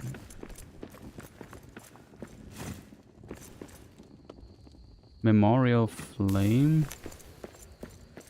Okay, our torch is gone. So torches don't last indefinitely. We just craft a new one. We can also turn it off to save maybe some torchlight. Food, wood scraps. Whoa, a raven of Erebor. Yeah, we already know that the dwarves in Erebor had these ravens doing cool stuff for them. Before I die of starvation during while being hungry. Yeah, forgot. I mentioned this also in one of the last videos, I think. They have, for example, names and they can speak, which is very interesting. But I forgot the name of the raven, chat.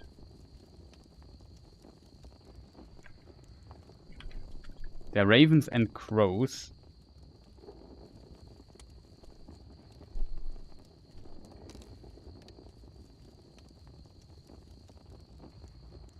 And crows the dwarves didn't like, but the ravens they liked. What was the name of the raven, chat? Roak. Roak and Kark. They're kind of related, I think. If I'm not mistaken, Roak is a raven that appears in the Hobbit, right? Yeah. Doesn't appear in the film. You see the raven slightly used in the films as well, but they at least don't talk there.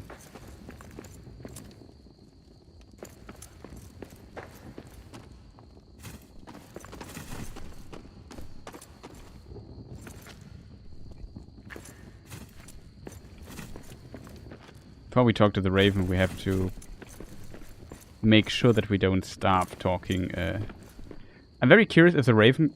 This is now Eric, Raven of Erebor. I'm curious if the raven can talk. Also, can I do something with the food here at this campfire? I can't. It also seems when we're not starving, we slowly regenerate health.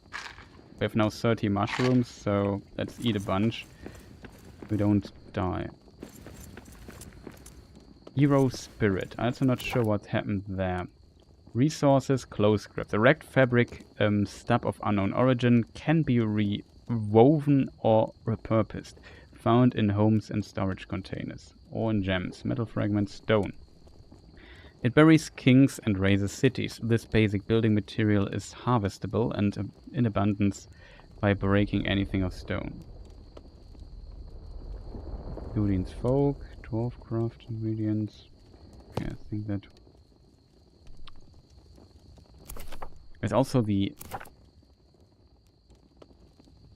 Oh, we have an axe that we can craft. Do this, I think.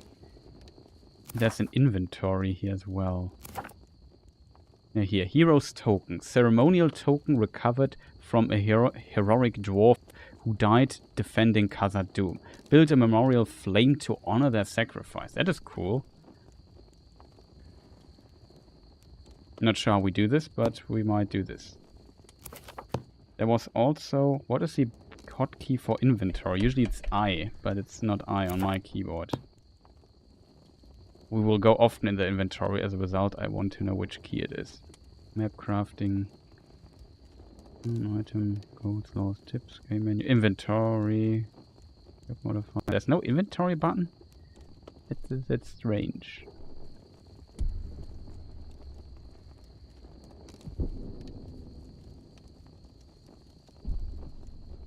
Lore, goals, tips.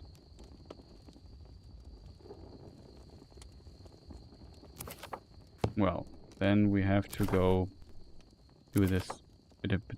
Very strange. But not big of a problem.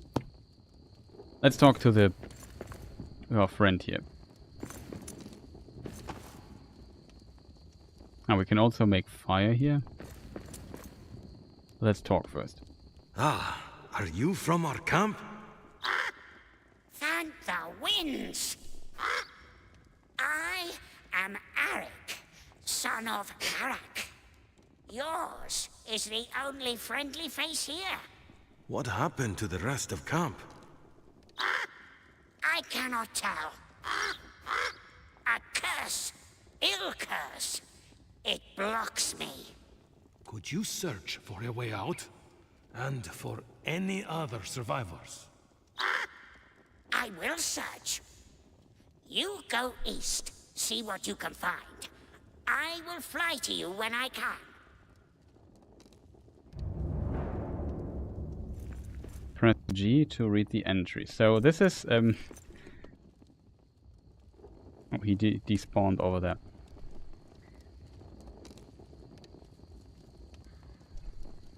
I like the name. Arik, son of Arak. Kind of makes sense. Yeah, 220 fathoms deep. Wonder how deep you can go. I've seen this in trailers as well. Yeah, I could spend wood.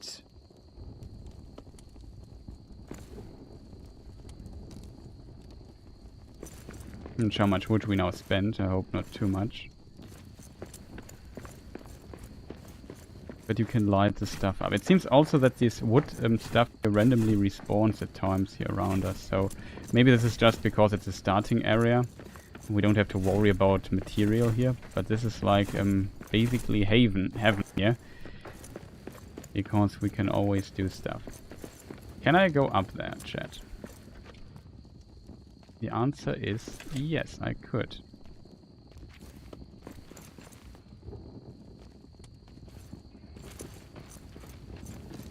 Unfortunately, there's not much here.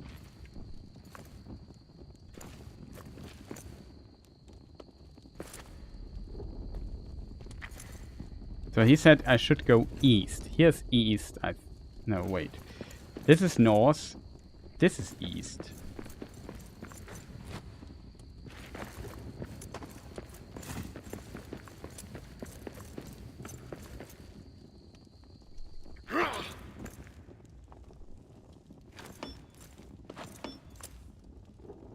Also, how do I manage the inventory?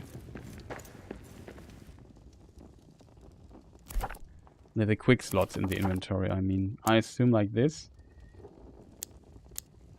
I don't need this stuff here in my inventory, I think at least. So this is metal fragments, I don't need those. We have limited inventory space, chat. Oh no! That is the cardinal sin of game design.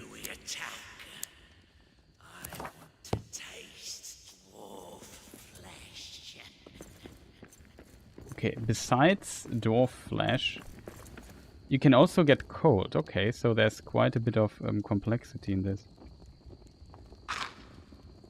Problem is, I'm dying in like 2 hits, so we should try to restore HP a bit. We hear like an orc or something, and he wants to taste dwarf flesh. Some orcs are left here in this area.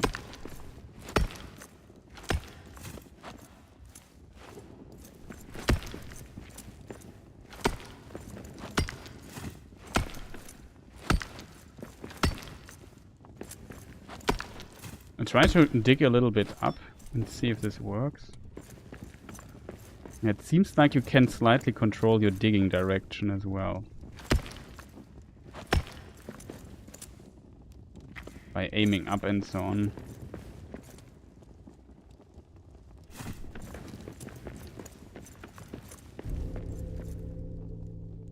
Build quick platforms to traverse the terrain. Okay, so this is another little game loop here we have. With F, I think we can build stuff like this.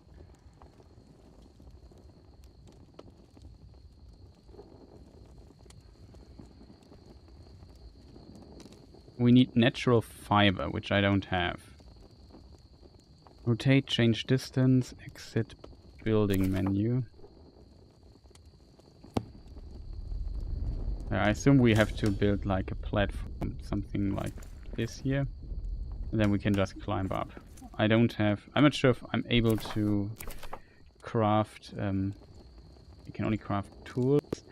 We're missing fiber for the rope thing yet. Also, just in case...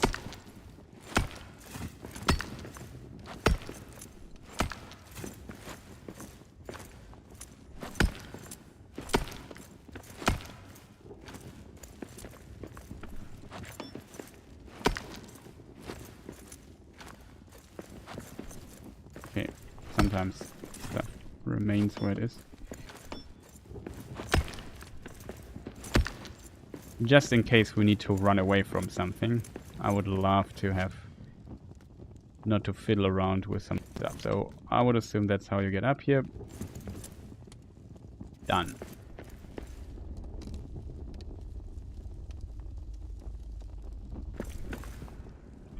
With X you can deconstruct stuff, so that's also possible.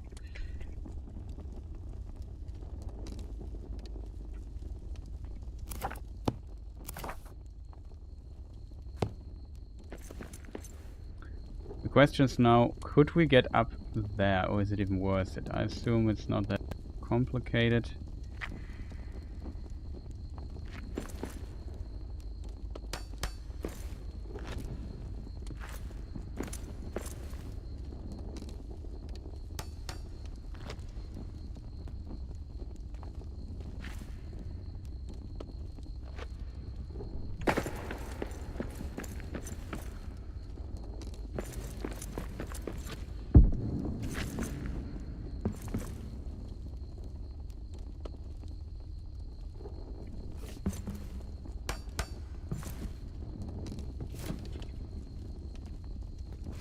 Oh god, we are hungry. Oh chat, we are dying.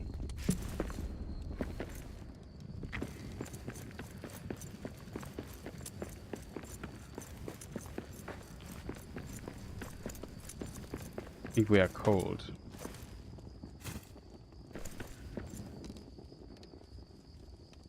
A bit limited, I have to admit.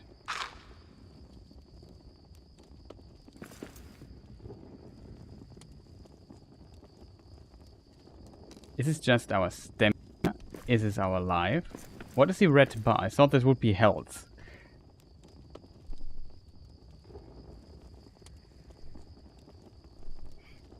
Reminds me of Dungeon Keeper. Yeah, that's maybe a good comparison.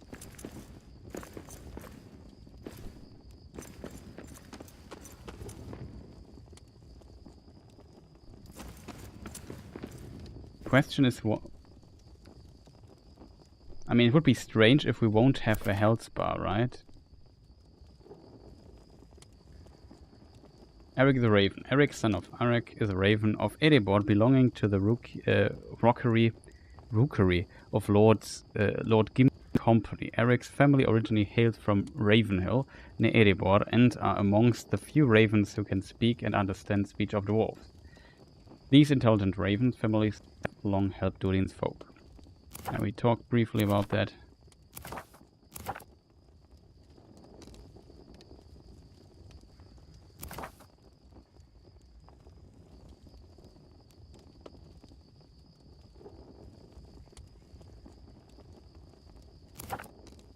Do we have HP or something, chat?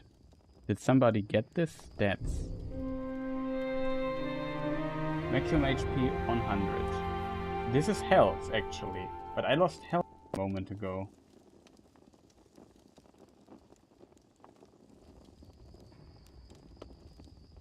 So we are down to 1 HP, but why am I not healing anymore?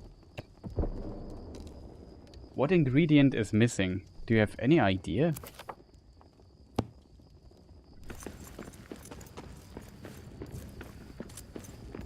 Because it feels if I go here I potentially just die. Which would be unfortunate, to say the least. Streaming is always a bit problematic because you talk so much, then you don't play. At least that's the case for me often.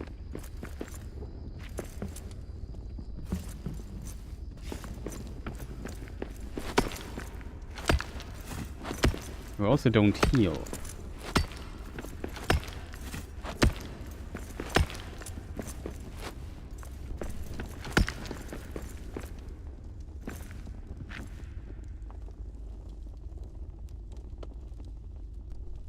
Yeah, that's my assumption as well. That's why I went to the fire. I thought it's because it's kind of cold or something. Okay, there's some mystical thing going on.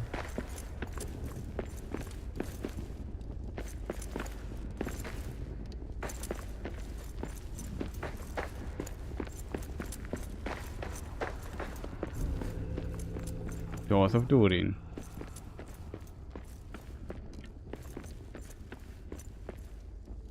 Sign of Fellowship.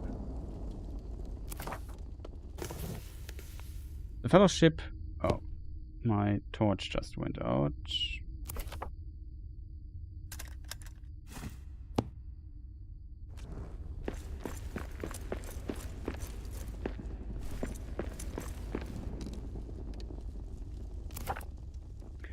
The Fellowship was here. I found a wee set of Shire-made travel plates and forks. These must have been left behind by one of Lord Gimli's Hobbit companions, perhaps while resting after the Watcher trapped them inside Moria. I must be on the same path as Gandalf, Gandalf actually led them. A very good omen. They made it out, and so can we. So, cool, nice references here.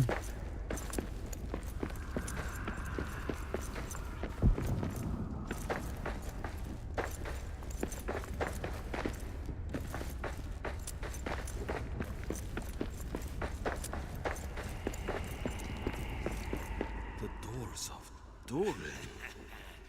What is wrong with it? I've never seen rooms with such shadow. No wonder we couldn't get it open from the other side. Oh, that's an option to rest is a good idea. The doors of Durin are cursed. Someone or something has gorged, I'm not sure how it's pronounced, a curse rune onto the inside of the gate. This is why Gimli's company didn't get the doors of Durin open from outside. Evil shadow exudes from it, blocking any from approaching. Could this be why there are piles of dead orcs?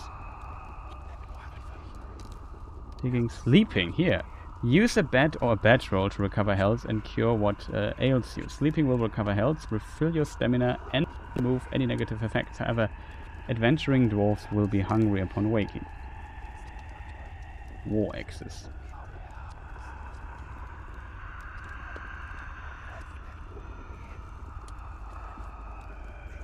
I'll have to find, yeah, the doors of Tolkien cannot be opened, not while this strange shadow rune lies upon them. I'll have to find another way out. Best to start looking for clues. Gather supplies.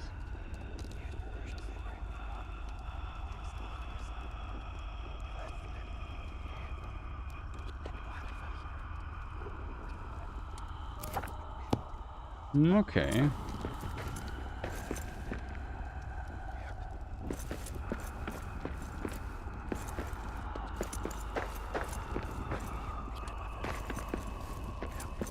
Well, that doesn't help us a lot, I think. We would have to sleep. The problem is I can't... Can I craft a bed? Oh, Memorial Flame. We need 5 tokens, though, for casting this. I can only make a quick platform and a rope ladder. That's all I currently have available for crafting. I can't rest.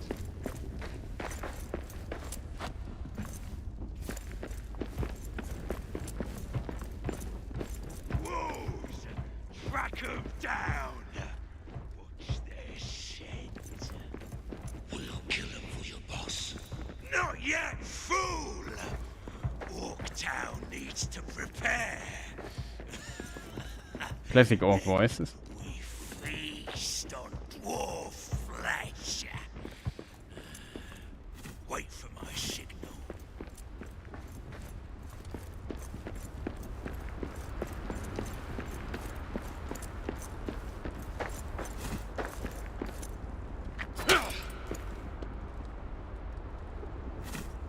Here, found some seed. It seems like you can really destroy the stuff here.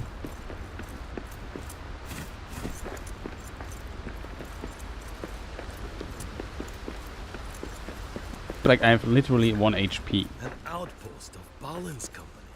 We can shelter here.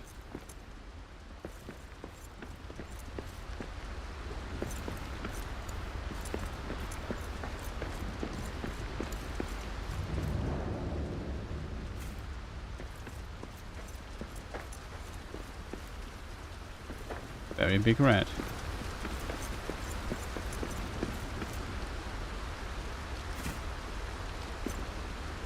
Ah, Arik, what news? There's no way west. No way out. I did not think we would see shadow-cursed runes in Moria.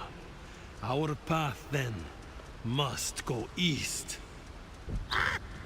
Long journey. You must prepare. Up here, at that old dwarven camp. You're right. It's time to find shelter before making our way further. I will scout ahead. Stay alive. With luck, we will exit the Dimrill Gate.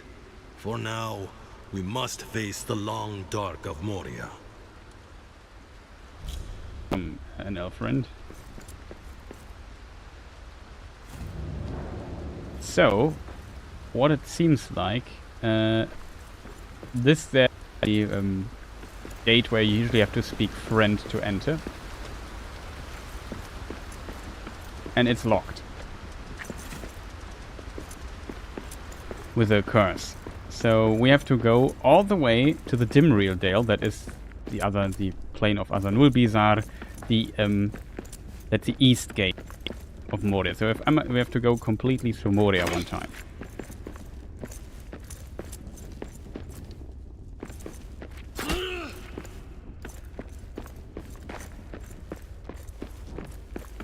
But yeah, before we fall dead, we have to find a place to sleep. Let's check here our quest marker thing. Whoop.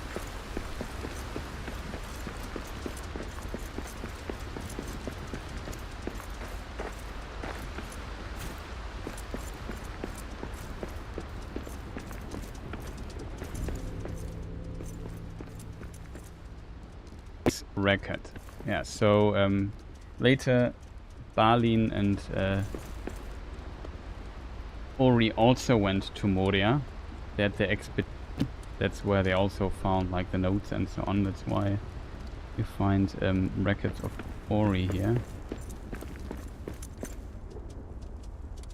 Coal pellet.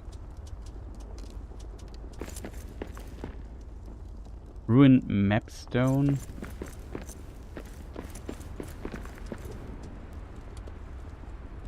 Stone heart. So it's maybe some crafting thing. And here we have also Ori's Arkfur chest.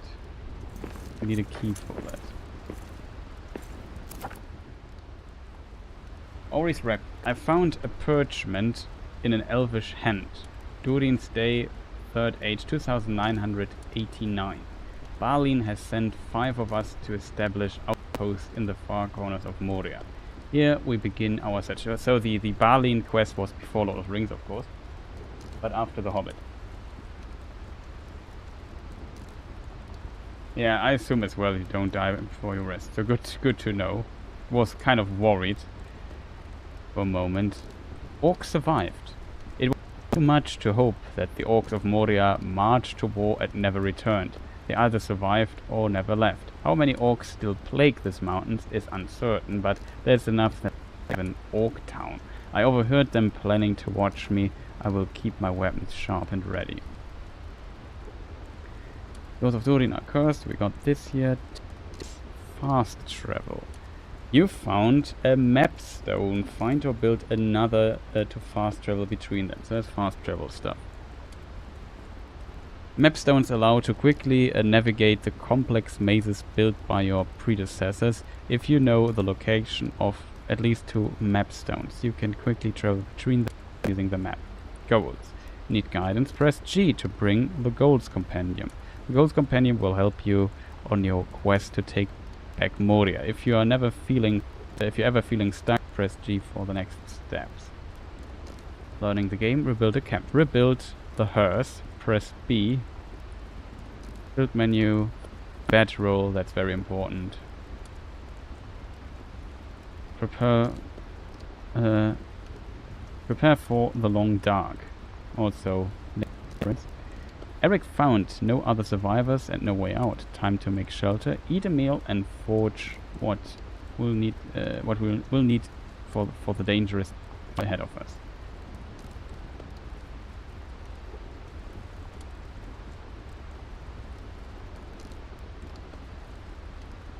Eric has maybe he found other survivors or knows about the curse. Well, he did not. Okay, rebuild the hearse.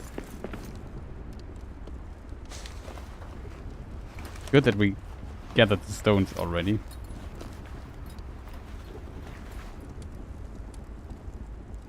Aha. We meat. I know where we get that from. The mushroom stew. That's in Minecraft quite good.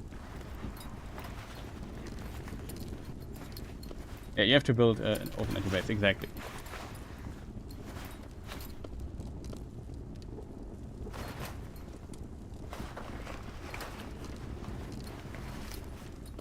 Baruka, that. Yeah, let's just start cooking this already. It needs a minute, so you can make multiple of this. We need 3 mushrooms. We have 23, so we just craft several.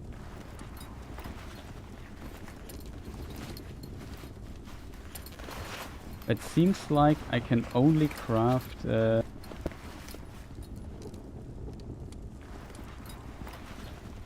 mushroom. We need a Sunyan meal table. 20 seconds. What is a meal table?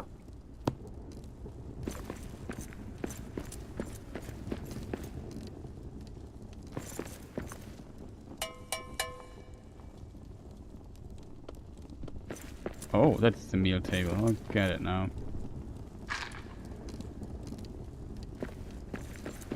Look at this. We have full health, chat.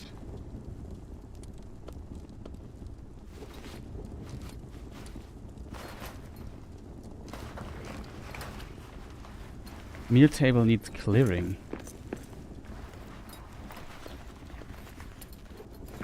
Can I pick this up and put into my inventory? It doesn't look like it. A dwarven chest. Let's get you open. See what you're keeping secret. Doesn't work. What is missing here? We need a black diamond for that, which we haven't found yet. Okay. We have full HP again. That is at least distantly good.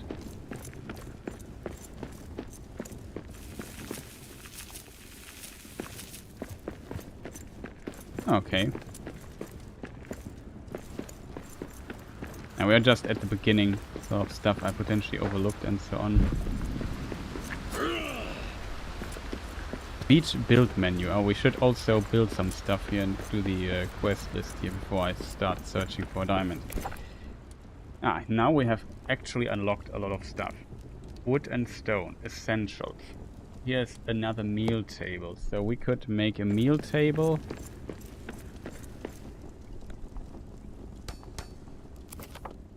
And then we can make this. Yeah, we could. Takes a moment, but looks delicious.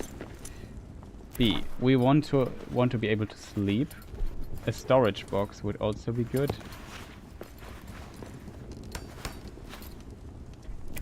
What else do we need? I need something to play to sleep. Campers, bedroll.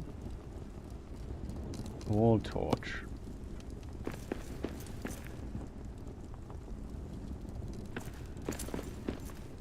I think it's bright enough already. But we need a place to sleep. With R we can turn... Oh, it's 90-degree rotation. Is it possible to... With mouse wheel? No, that is... back. Is it possible to...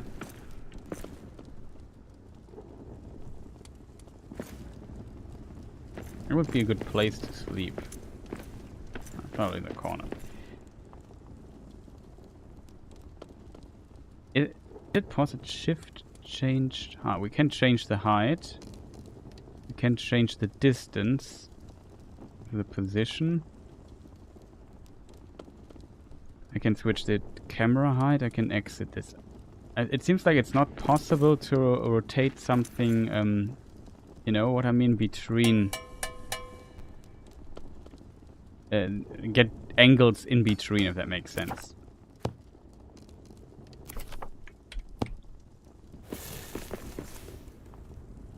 Look at this. Very nice. I assume this is now our respawn.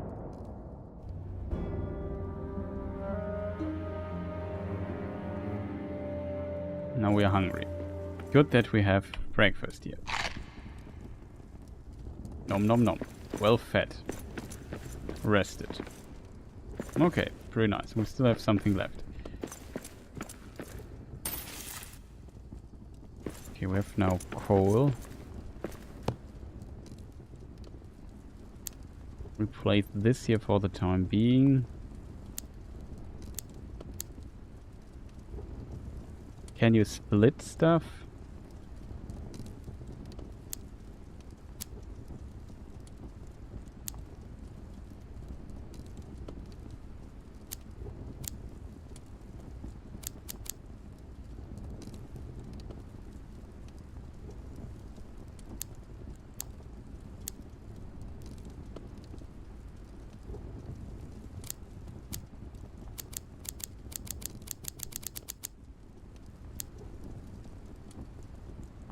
Okay, that's a bit unnecessarily complicated, I would call it. You have to click every time. Maybe you can increase this here?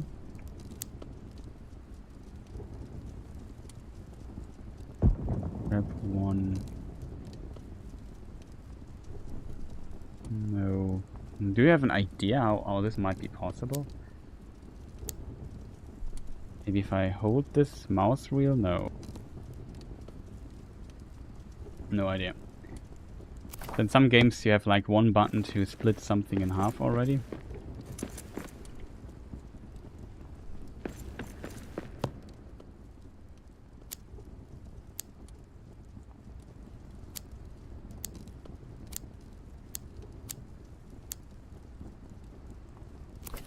So I need to craft a new torch.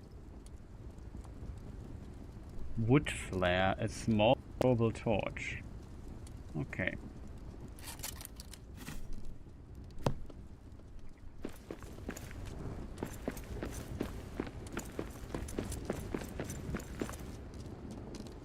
Suddenly it's a lot darker in here.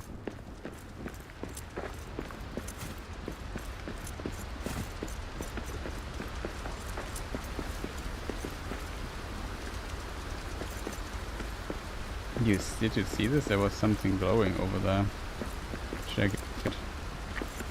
It was just a bug or something, but...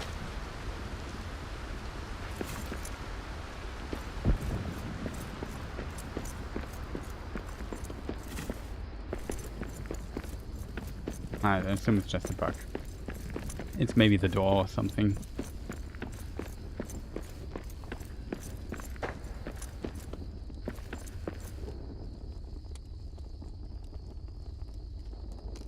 Sleep is for the weak. Mythil is eternal.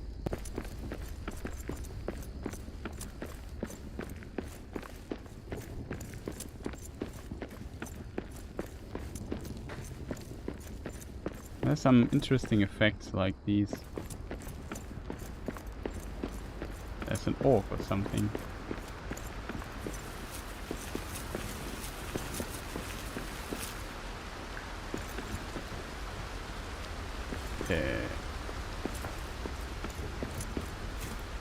It vanished.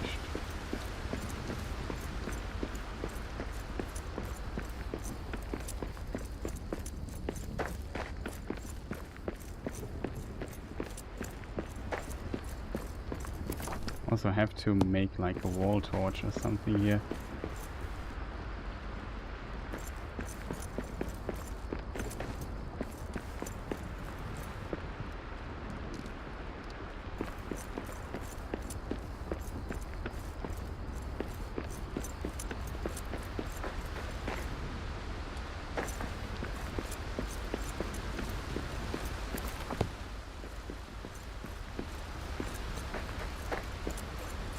Let us see, chat.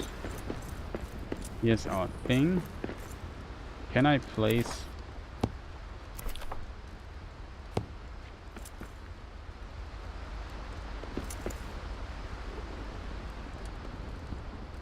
Why can't I place this? Something missing? No. We have enough stuff.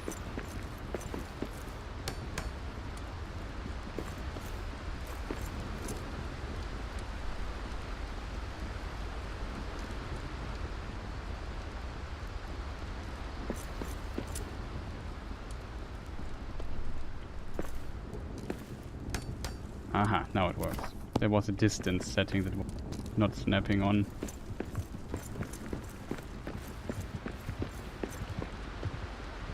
Okay, there are walks or something. A lot of action out here all of a sudden, chat.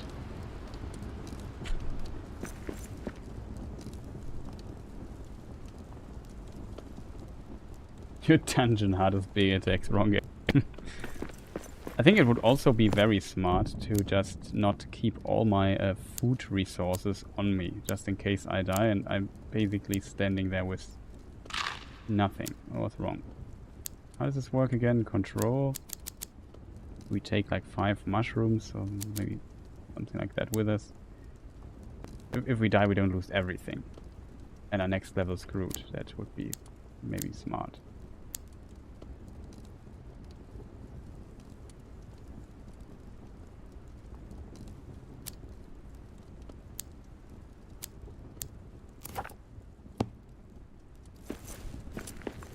I'm wondering if I take all the thing here. No, there's no coal left.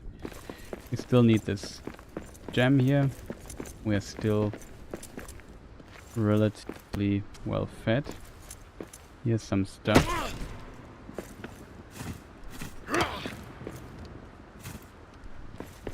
Which which we can loot. Awesome. So yes. Dawn is a tent. Yeah, I like Dawn a bit more. These orcs seem to be able to just dig holes into the ground and vanish. That's interesting. It seems like they are in the night. We have to deal with funny orc friends.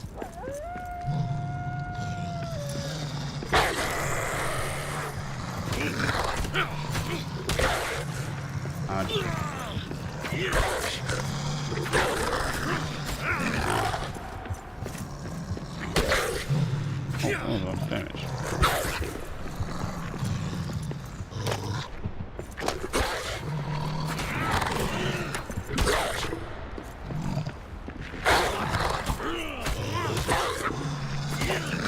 Die already, man.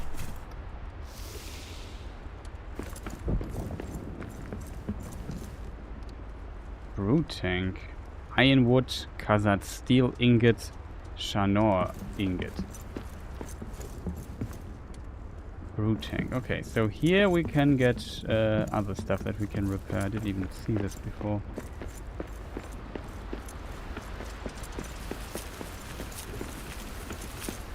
This looked like a bug.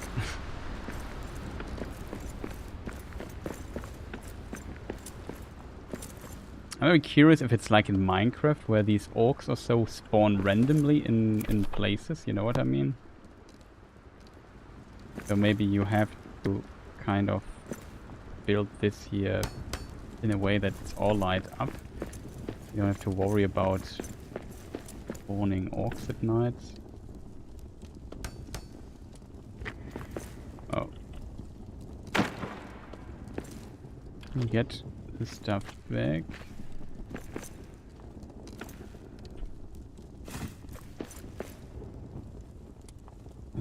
B, this button.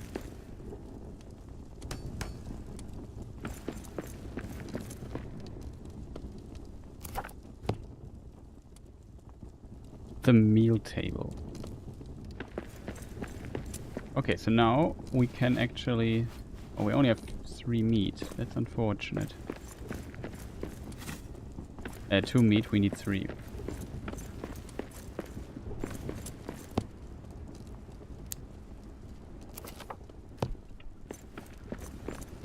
Are you German? Yes, I'm German. Welcome, Jake.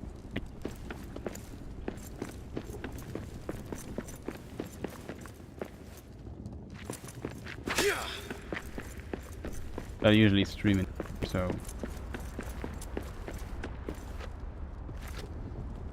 No, we can jump up there. Yeah, I saw a ladder, so very curious what this might have to mean.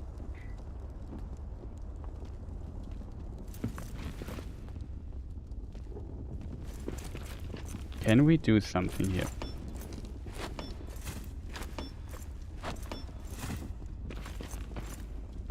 Doesn't look like it.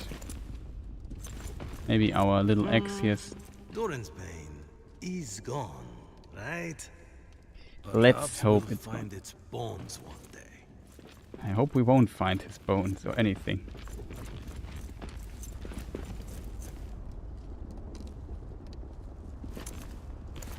Can I? You can jump off as it seems. Okay, with space.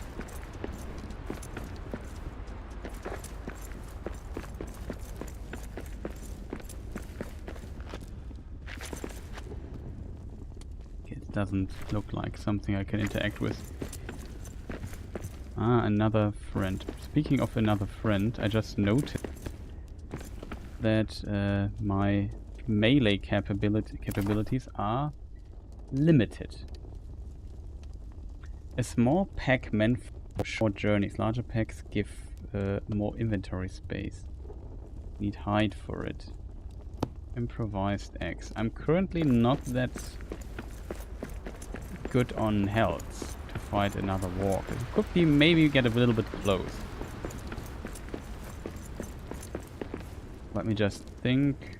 I want to get something to eat.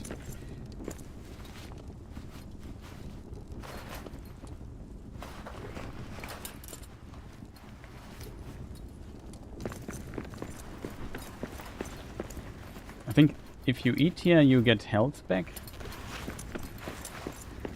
Like I said, I don't want to fight with one of these things. It's a bit...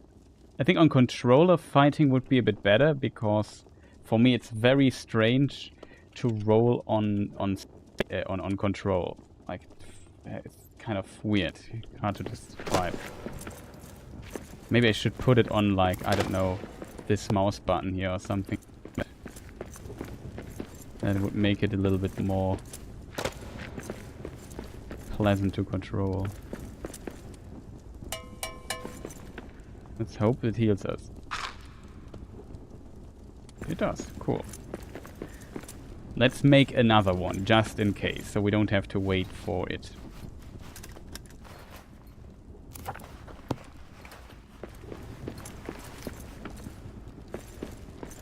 Okay, now the walk is on our list. That's an orc.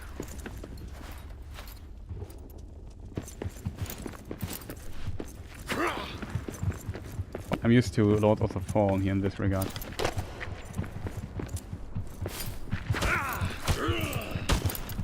Ouch.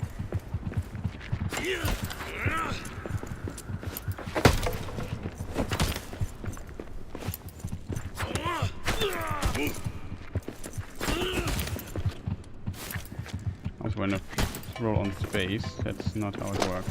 Like I said, hitting control.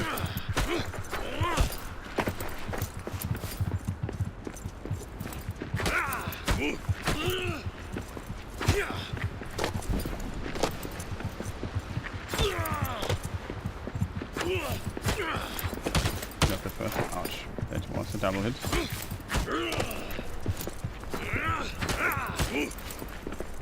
Hello, my friend.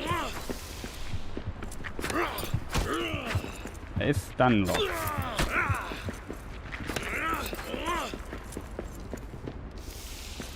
They dropped nothing. We got wood.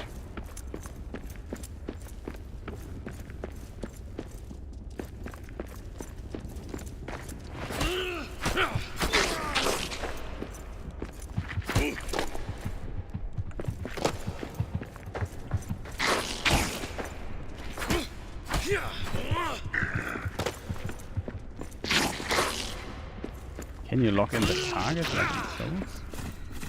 Okay, now we can do the other thing. These here are neutral, so I don't see a reason to fight them right now. What is this here? Muznakan of Orient. Look. A Muznakan to a family of old. I will return the missing figures. Honor them. Okay, we have to find more of these figures. Maybe some ancestral thing. I'm not sure if this is mentioned somewhere. Somebody in chat knows, like, feel free to post it. I'm not sure though. I have heard of that. What do I want to do, chat? Move forward. So we need a new torch in a moment. Aha, here is another brewing tank. So we have multiple of those. So this is your kind of home base.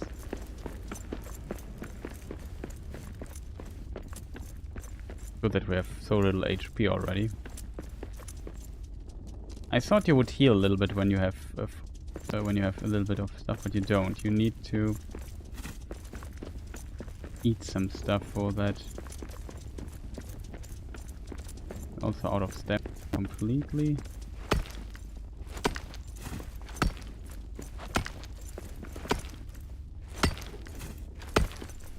Also curious if the orcs spawn around you.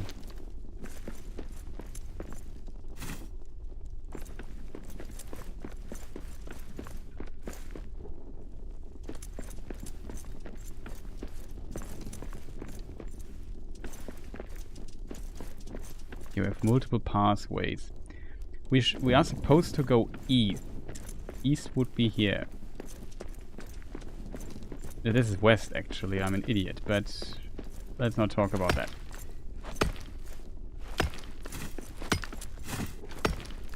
While we are here, we just punch a hole in this. Is this your ore? This is iron ore, chat.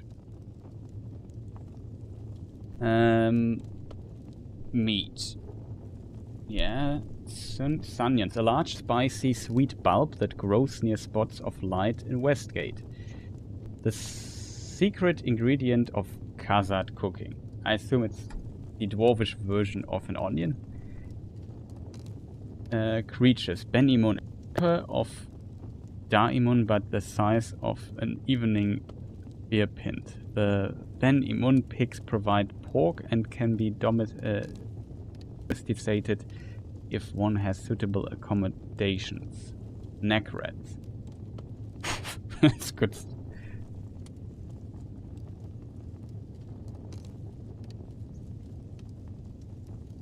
The rats give off meat, yeah, I would assume so. Definitely think so as well. I mean, they are called snack rats.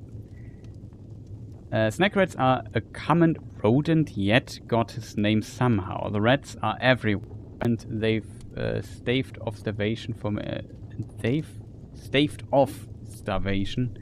many dwarves. Said to be delicious if one ignores the taste, texture, and smell.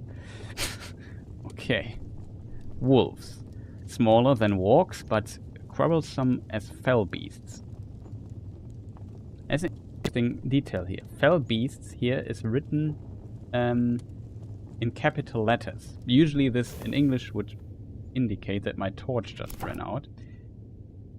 It would indicate that this is like a term. And usually the fell beast, when we talk about those in Tolkien's lore stuff, we would refer to the winged steeds of the Nazgul. But fell beast is just a description. They are fell beasts, but it's not like...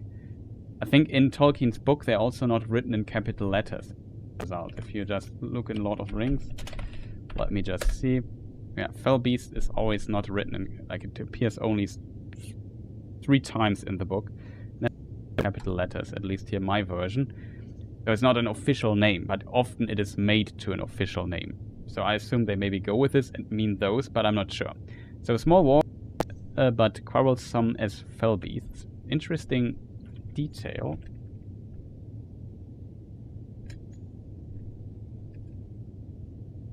For example, a great host of wargs. Wargs is often written in capital with a capital letter. So interesting. Just the first thing I found, there are werewolves. So here in this case, it was written not in a capital letter, because maybe it doesn't mean, it means in general. So maybe then it's not written.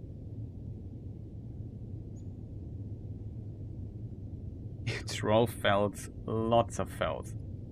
Fell meats, I mean.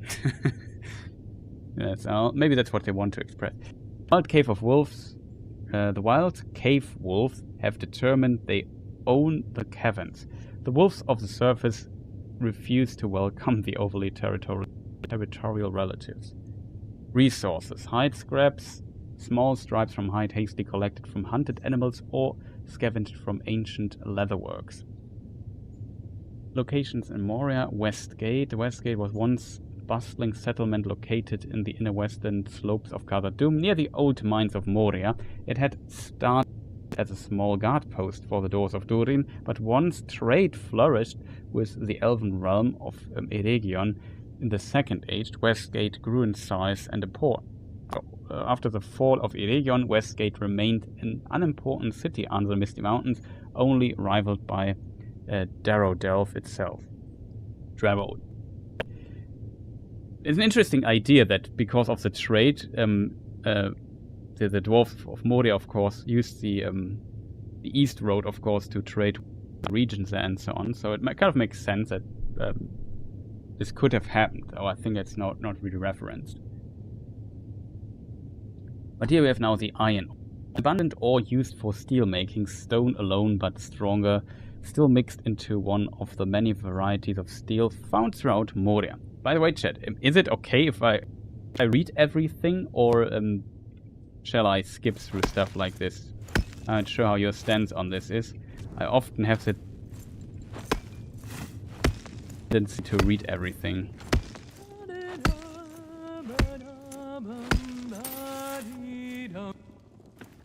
Nani?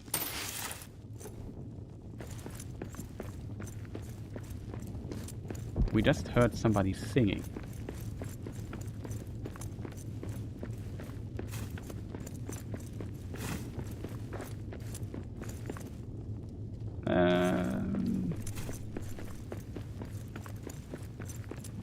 There's an orc that follows.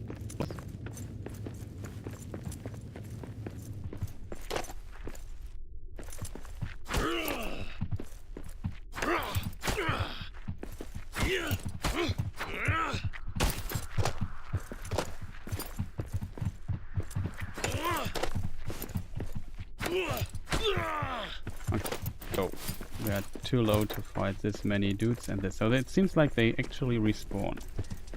If my orientation senses are not completely leaving me in shambles, this should be the way back to where we came from. Okay, I didn't mean to fight all these annoying orc people. Good that we have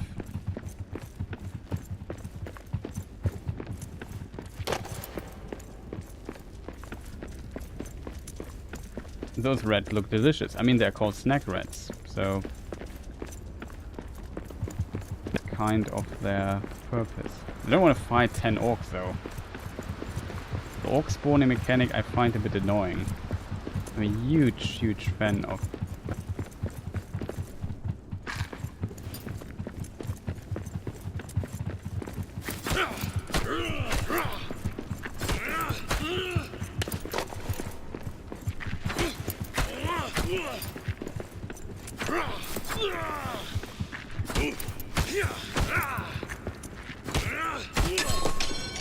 I need a better weapon for this. Well, problem now. Maybe I can pickaxe him? Nope.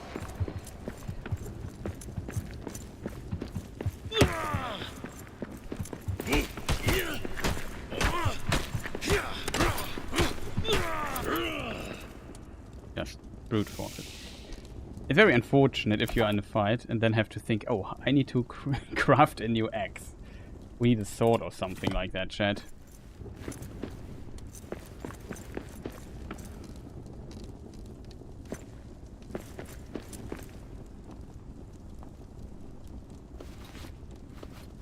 So now we can cook our meat here. Delicious meat. What is strange though, I can only cook one meal at a time. Processed coal. Ah, we can also make coal here, I assume with the other stuff. That's interesting.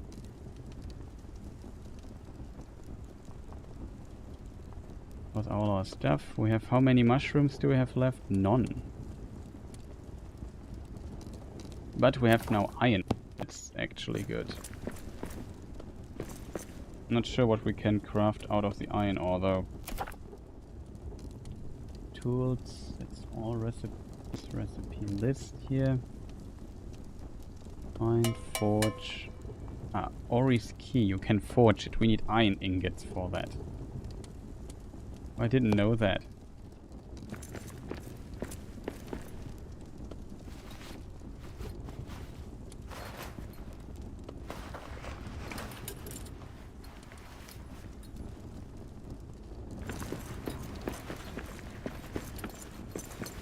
Okay, we have this here. Should I? Yeah, we place the ore here. Hide, I also don't need on my way. This here, I assume we could repair. There's like an icon on this here. Broken thing. No, you can throw it with R. I'm not sure why this would be important. If you can repair it. Broken thing. Maybe if I craft. No, doesn't show up. Then we'll kill them all. Gets dark again. That's chat. Maybe we should just rest.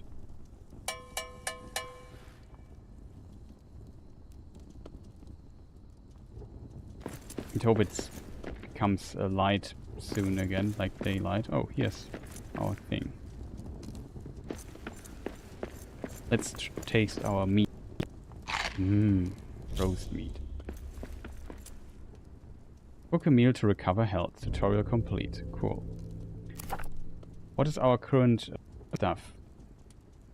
Orc survived. Watching, not attacking. 4 goblins haunt my steps. I refuse to directly engage in a fight. Is this the boss told them to do? To what? Sleep will be difficult. Their eyes in the dark around every corner. We need a door, I think. Bad roads, we have those. Learning the game. Plant camp. Rebuild the furnace. Okay, this we should do. How can I mark goal here though, chat?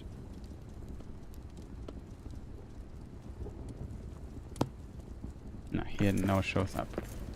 Do we get a marker? Is here a furnace in this place here? Forge. Furnace. Here it is. I didn't see that, chat. I'm blind.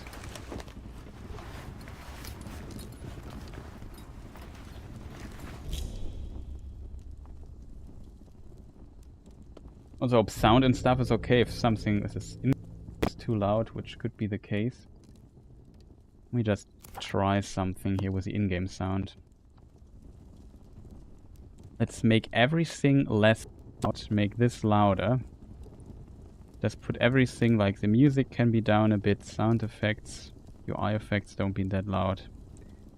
And we put the voice so we can hear when people say something is louder. That's maybe smart.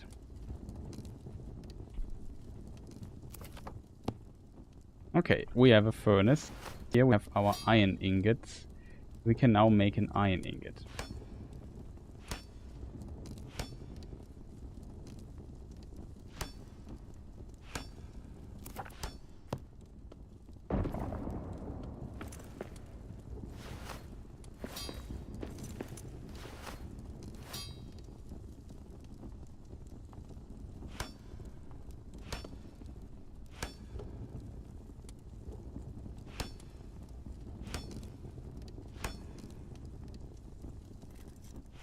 I didn't click on it. Okay.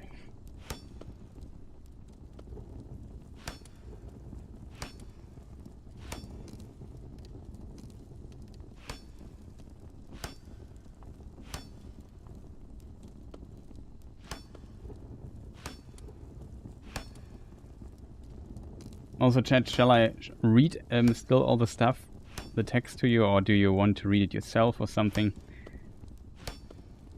Just let me know. We appreciate it. Forge. We need 3 iron ingots to rebuild the forge. Ah, I assume what you can do now is click here. Then you can turn wood into coal. Understood. And this you need to... Yeah, we now consume the coal, I assume, for the stuff. Yeah, makes sense.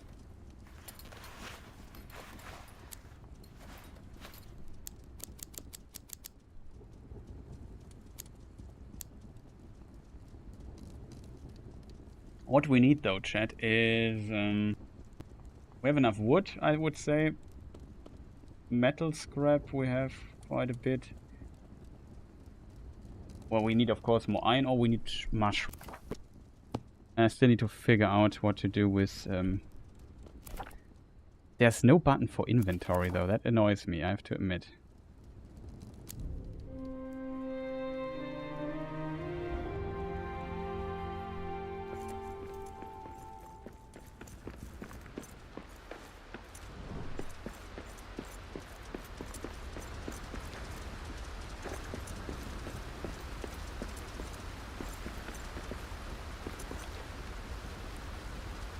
Close one. I'm not sure what happens if you land in the water down there.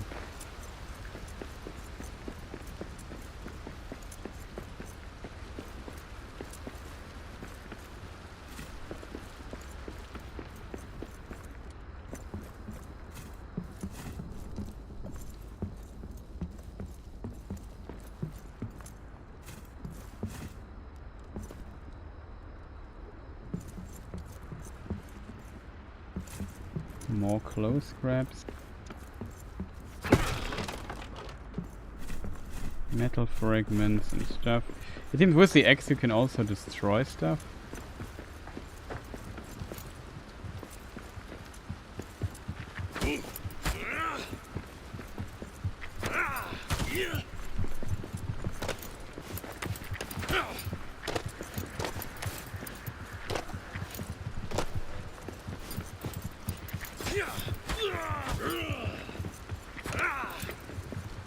Only 2. Combat is very basic, I have to admit.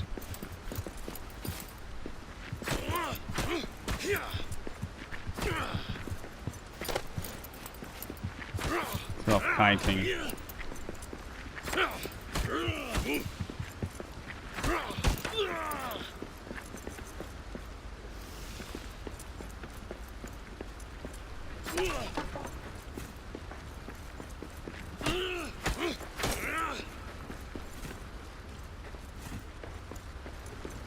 Now here you could go into the water and find maybe some crabs.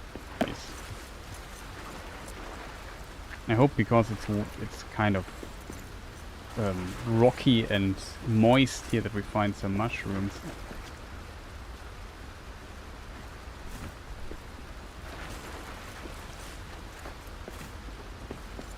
But we definitely have to see that we have enough food. That's a worry. And we could kill those rats, but so far they haven't attacked us yet. So I kind of don't feel the need to do this. You know what I mean? No mushrooms down here though. This rendering effect there though is a bit strange, I have to admit.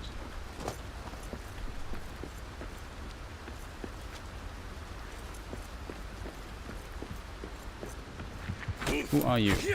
Why are you here? This is my place now.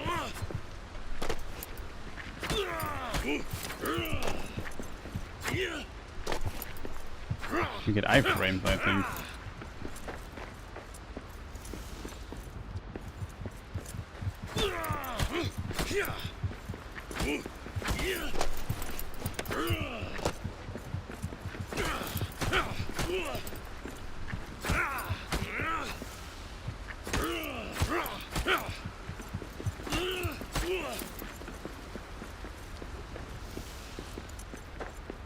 Oh, that's an iron vein. Interesting.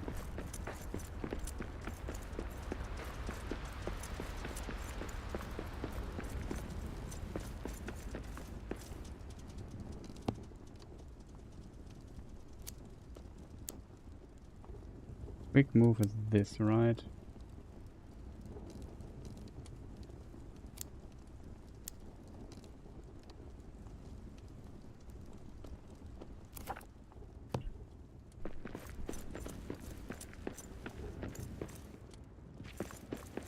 So my assumption could be, wait, can I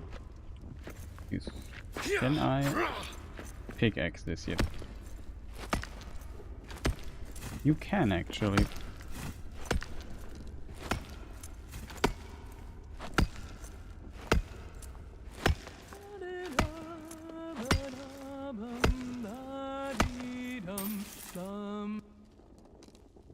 What is this sound?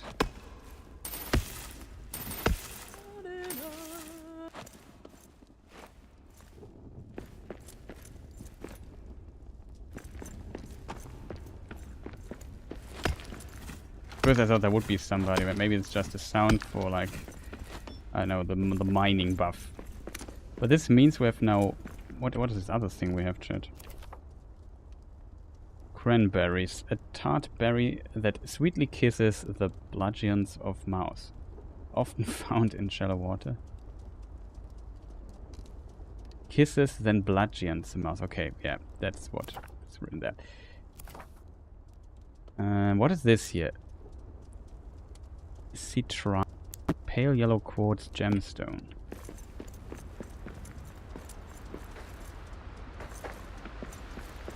That is a possibility, but I thought I had a little voice, so I wonder why my character... It sounds like a female voice. Not that I don't mind that, but It just... I thought it would be my character. They said you can change this in the Dwarven menu, but I don't know how to open it. Or if you need a special object for it to open. You can find out. Next game menu.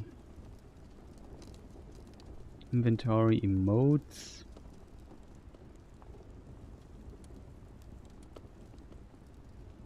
Lore goals open. Maybe when you connect, disconnect, and maybe you can't do it in-game. Not 100% sure, chat.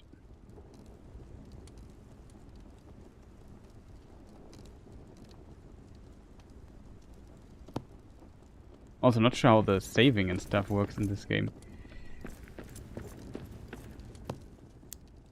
However, we now have 6 of those. That means we can now craft the ingots that we need to place this to make this thing here whole. Yeah. Repairs +1.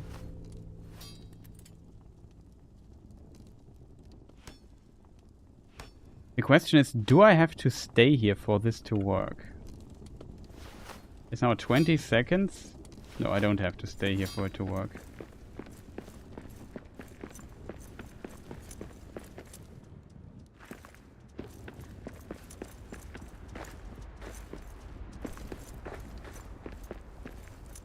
There are 2 more of these big dudes. They are definitely annoying, I have to admit.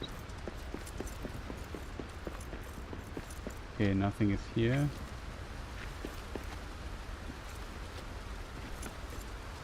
Actually something.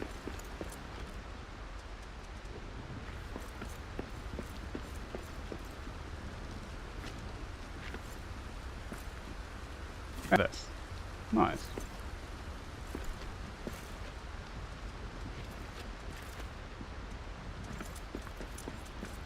Curious if that's 4. Jumping feels a bit like I'm on the moon.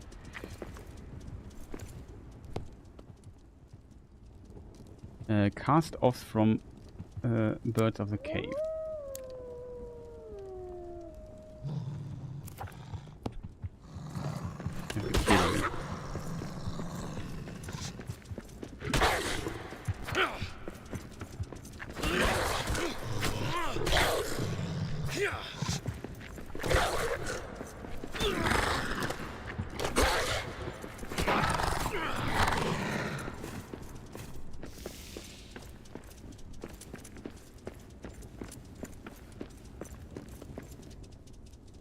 Oh, the meal spoils when you don't eat it. You can't keep it.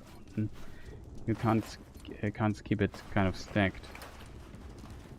Problem is, so far for every meal we have, we need mushrooms, but we're running slowly out of mushrooms.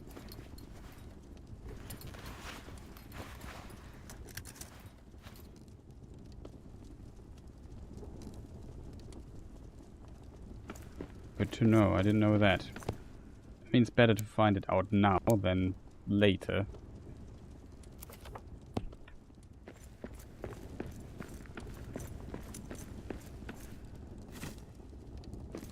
Okay, so now we have 3 iron ingots and we can rebuild the forge. Maybe we can now forge something cool like, let's say, a sword that does tons of damage. Yeah, the iron sword. That is what we want. We can also have Ori's key or the chest. We can forge that. I would say our priority is getting a sword right now.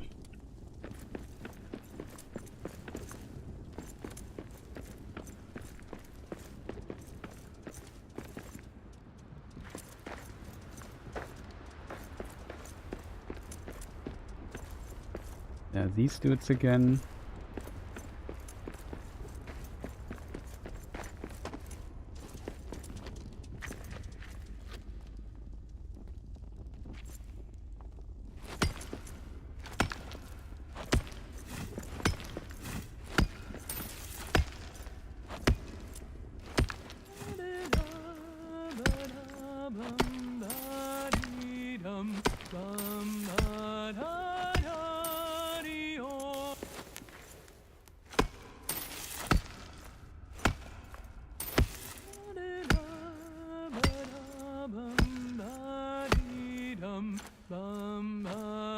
Wanna sign off? Yeah, have a good one. Thank you for staying so long. What are your impressions so far of the game? You think it's kind of interesting? I think it's definitely... It looks like a pretty decent game, especially if you can do stuff in co-op and so on. So there's definitely that.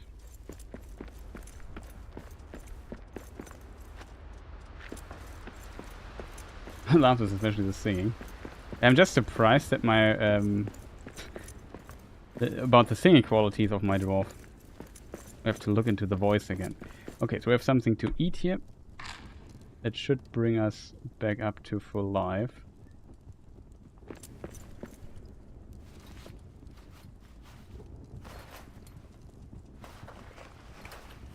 We have 4 cranberries.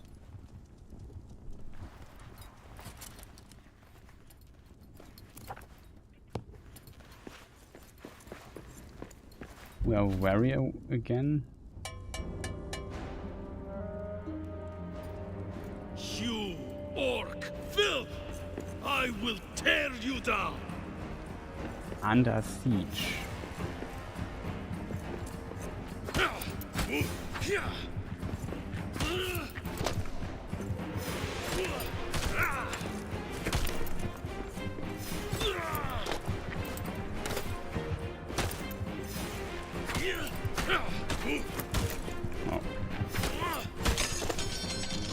I need a better weapon for this!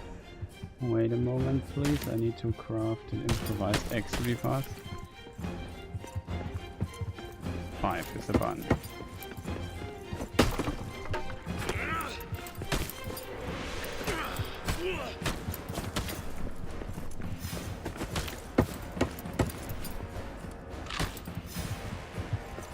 Ha!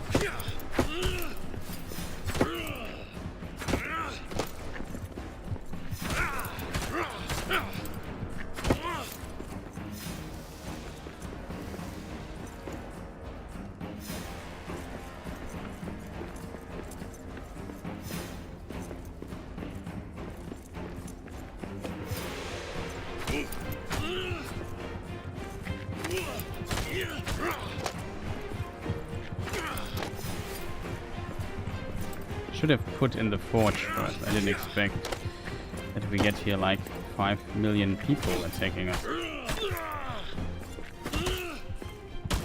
What? Fortunately, we have a lot of HP.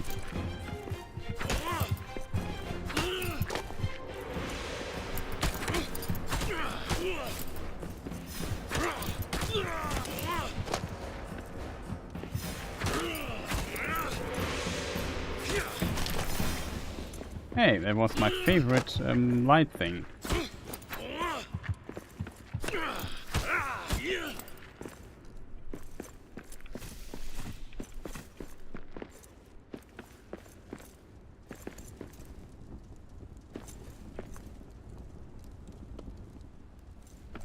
Yeah, I think it's so far I like it more than I expected it to be, so that's pretty cool, I think.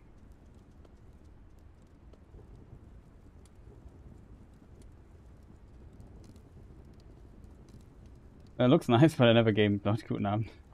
Yeah, nice job. Build a door. Yeah, that was also one of my suggestions. Can we build a door? Woods and stone. Yeah, simple door. Small.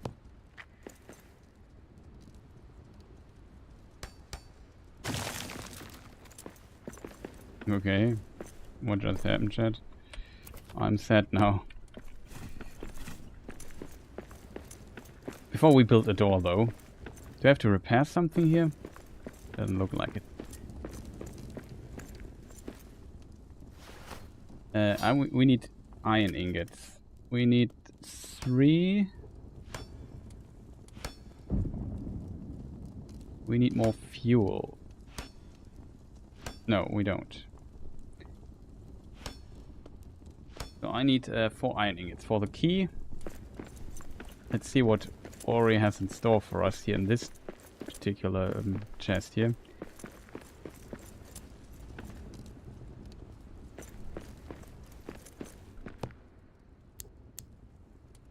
Yeah, we can do this.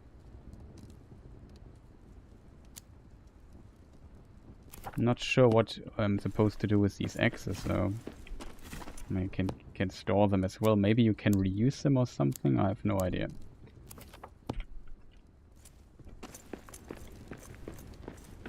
This also puts me, of course, under a lot of pressure. And there's like an orc raid in the middle of the night.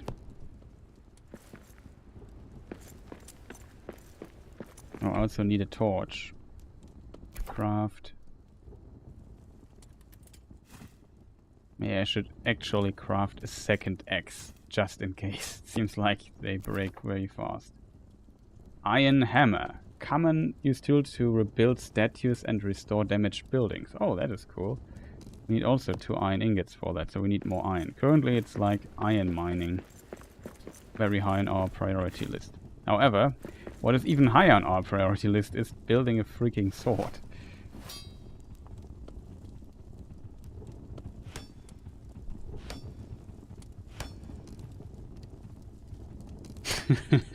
Let them come. There's one dwarf yet in Moria who still draws breath.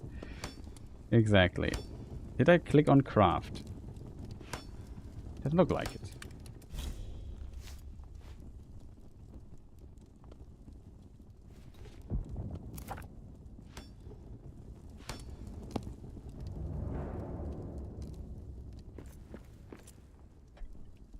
I don't know why the inventory button is not on a thing.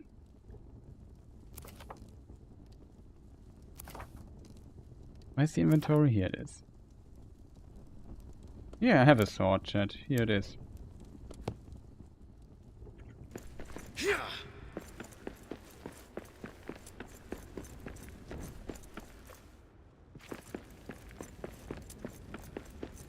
In the darkness, and it's cold.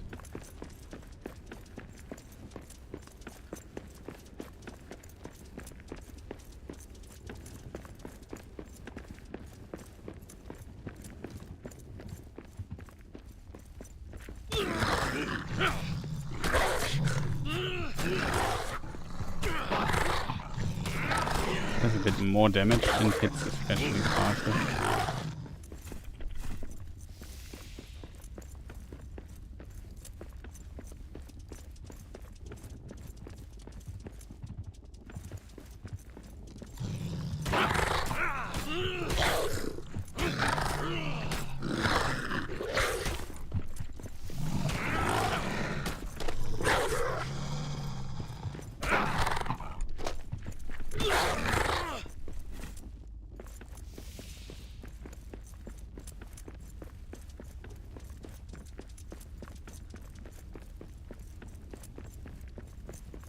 Okay, that worked.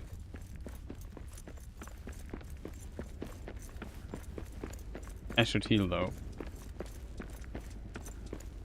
I assume that is why you need healing potions, because you can heal in your basement when you do or in your camp when you do stuff, but what you can't do is heal on the way.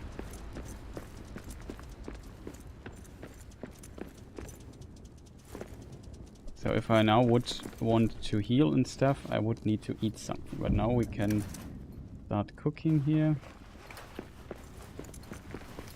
We also have another ingot ready. And in the forge here I can now craft the key. I'll be honest, I didn't have much hope for this game, especially after the Golem game, but it's good so far. Yeah.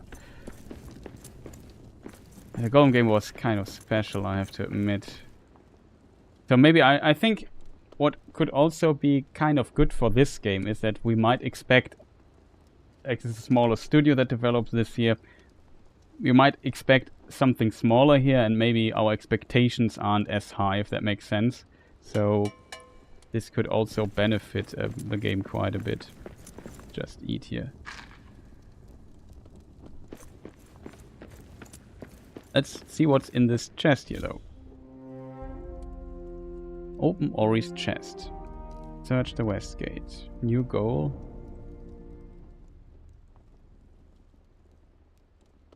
Okay, we find 3 ingots, a bit of coal, some coin, And lembas bread. Elvish whey bread. 1 cake will keep a traveler on his feet for a day or of long labor, fully refilling health and energy. Okay, that sounds powerful.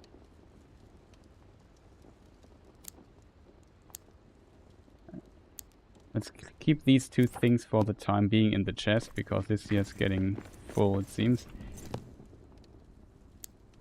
It also seems when you put things in your chest here, that you don't lose it, if that makes sense. Like you can, not you lose it, you can use it, I want to say.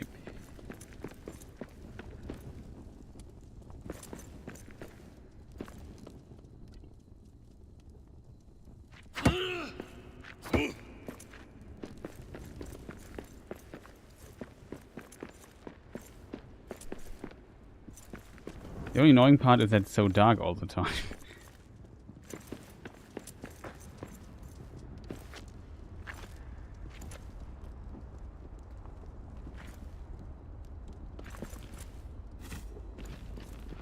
Wooden scraps, okay.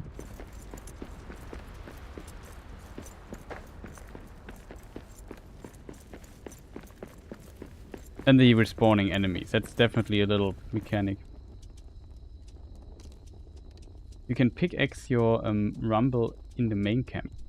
Oh, I can do that. Tidy up the place. Oh, you can actually do this.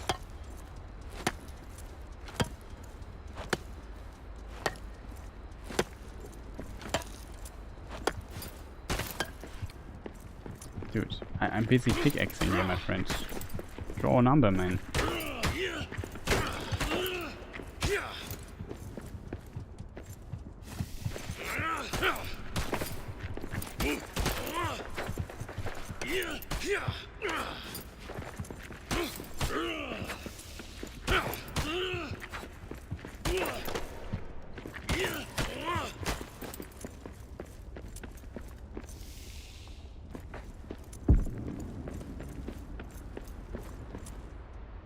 At least there's a number, but it seems not to move too much.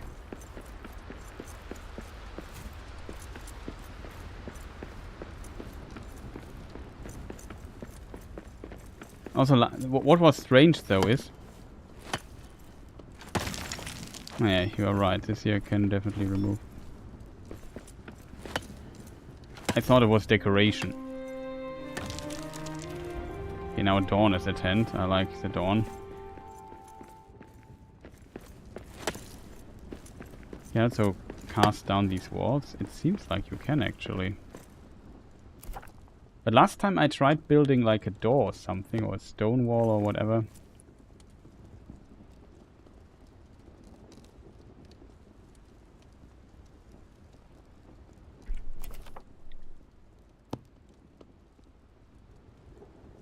It just exploded.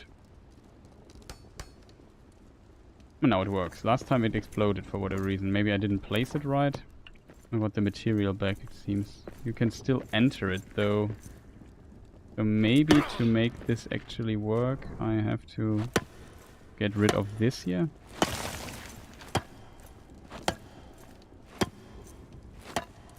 Can I destroy this wall and rebuild it?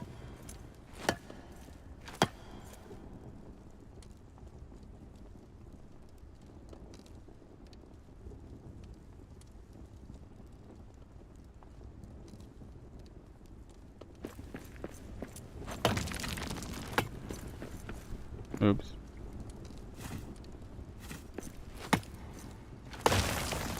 Ah, this here is destructible. This here seems to be more sturdy. You also get a lot of stone for that.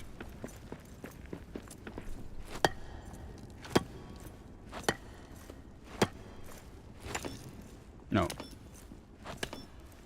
You could also imagine that my pickaxe is simply not sturdy enough to deal with this particular wall.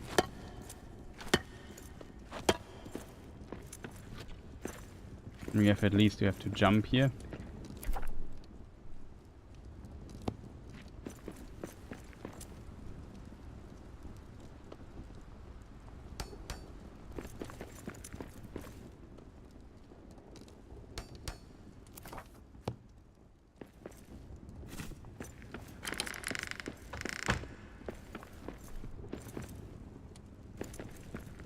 I mean, that works as well. Oh. It was so hot.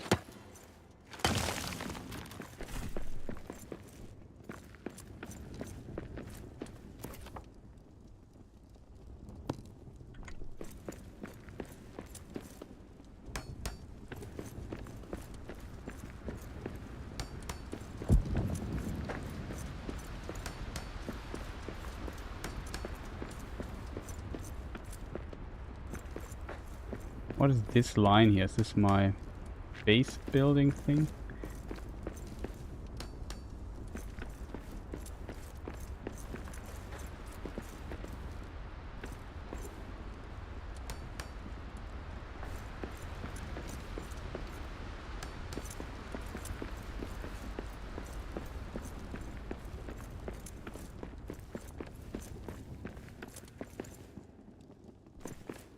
I definitely wanted to be here a bit cozy.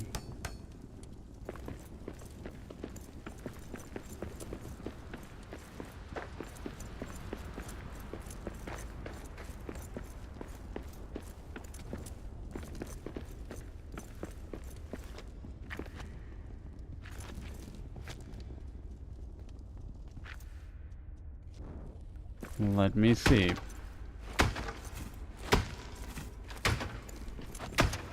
Sometimes the sounds are wrong though.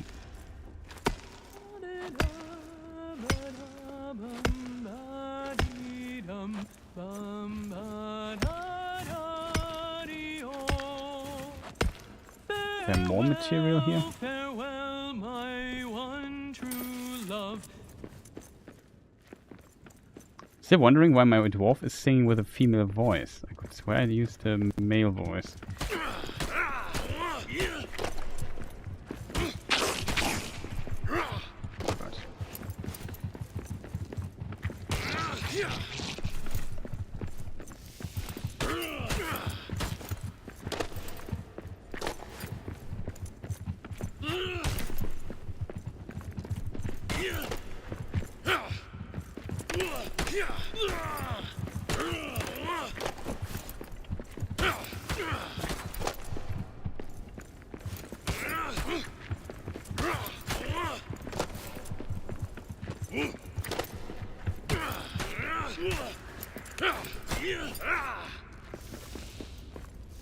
They could drop swords or something, that would be awesome.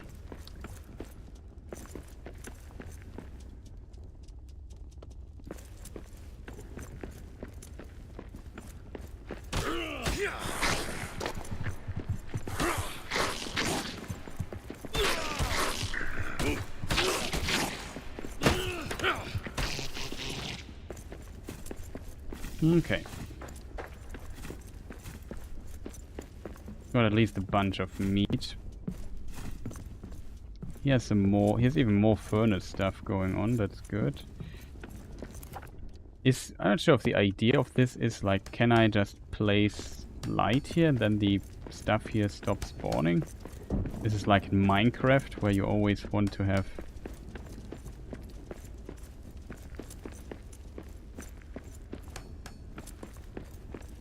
light stuff going on.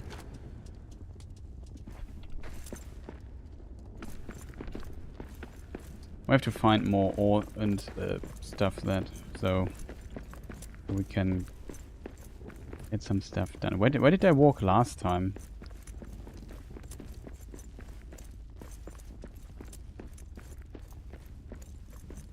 Here I punched a hole through this wall, right?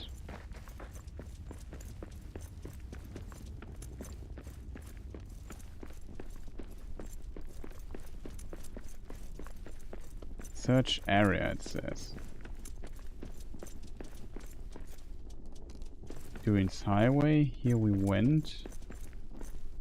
Dwarven Remains. Heroes Token. Okay, a second Heroes Token. We need 3 or something to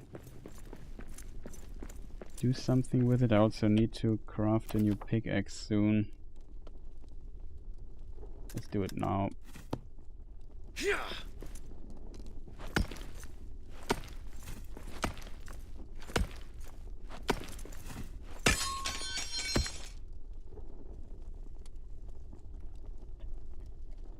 I really hate that there's no button to go to the inventory.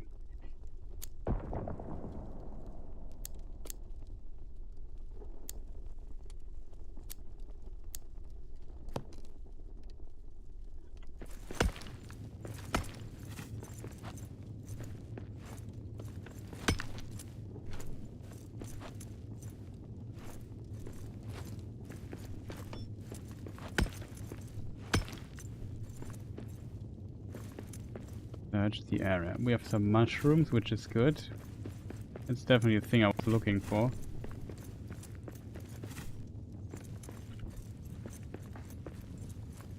Damaged statue. Oh, you can also rebuild in the iron hammer, though.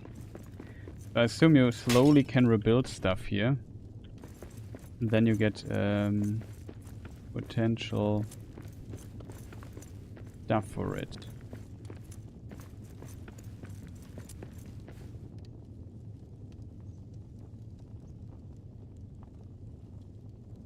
Oh, hi, General Grievous.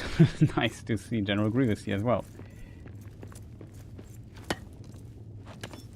Doesn't sound like the wall I'm supposed to collapse.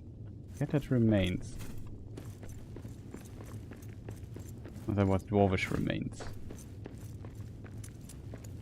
Looks pretty cool here.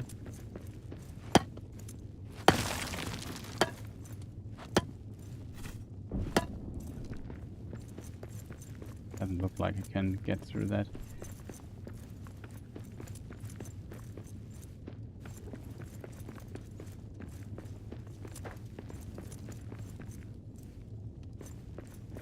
Aha. Here, that looks like a thing. So let's say I go and build...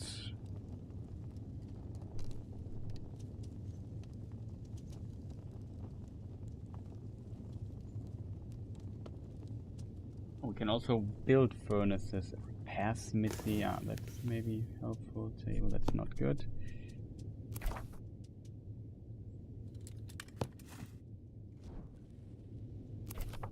There was like a wooden platform or something you could build. Must be somewhere here. Here, wooden floor.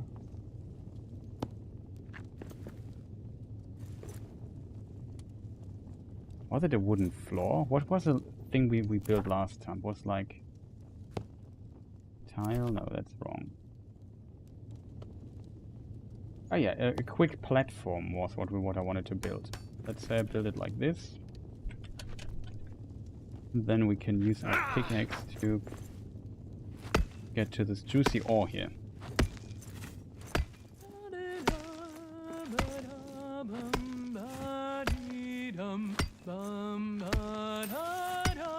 It says also press E to start singing, but it seems like we are just sing anyway.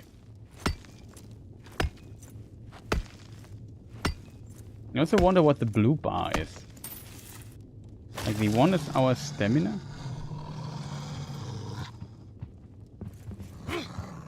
Is there a fall attack? There is one, does not more damage though.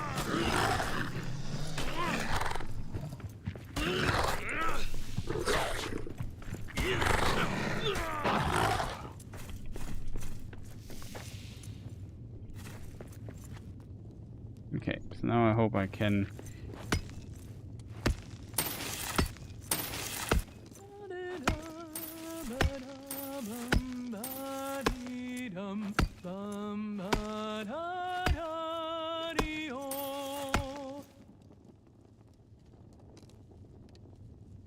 See that our stamina regenerates a little bit.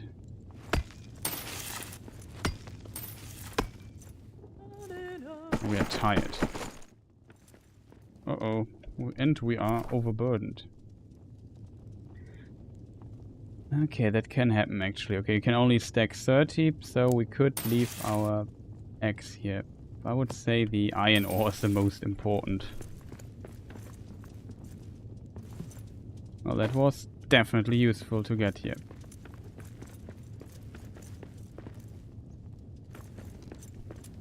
It says search the area.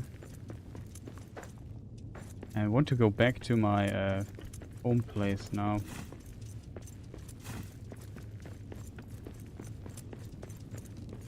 The Lord of the Rings Return to Moria. Yeah, exactly. Just came out today. Oh, this looks cool.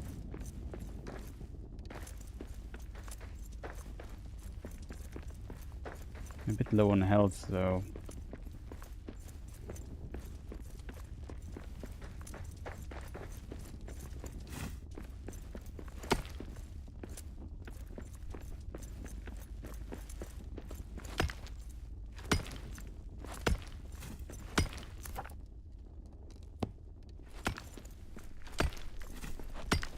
Where does this leech at?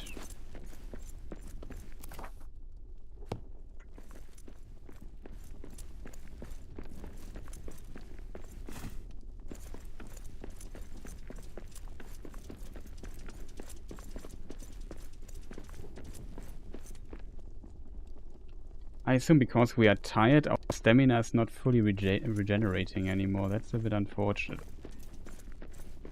I would suspect there will be later potions and stuff to regenerate that. Maybe even food, buff food or something like that.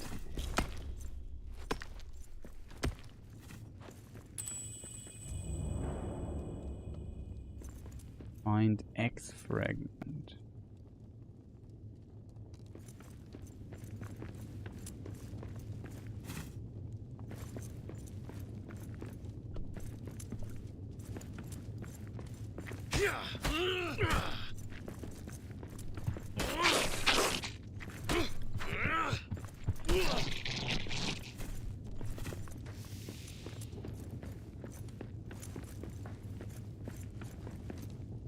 We have a big problem with the X fragment, though. We have to come back here. You know why?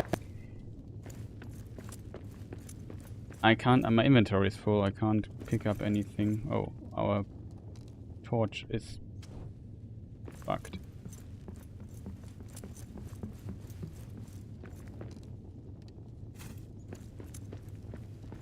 Do we have mushrooms? Like I said, I hate that there's no button for inventory.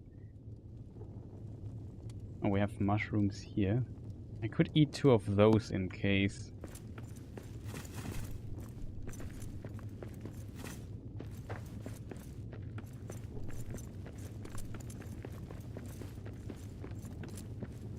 Search the area.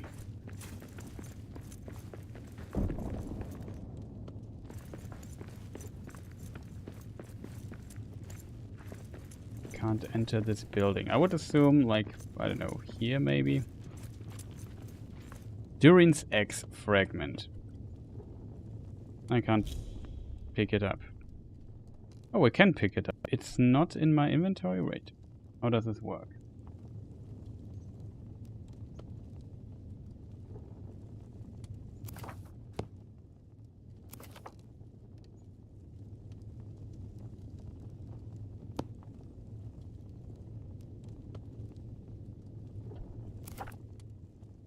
Inventory. It's not in our standard inventory, it seems. But why?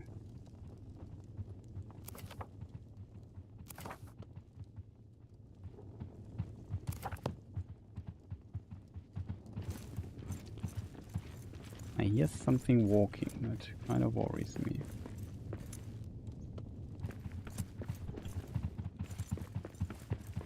Oh. Found.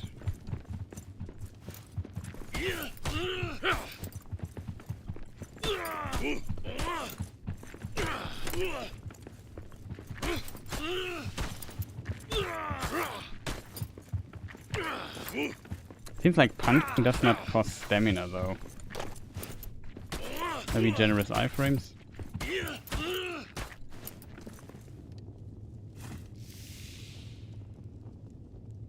Okay, we have this stuff. It seems like that is not. There must be some different inventory for stuff that is quest related or something like that.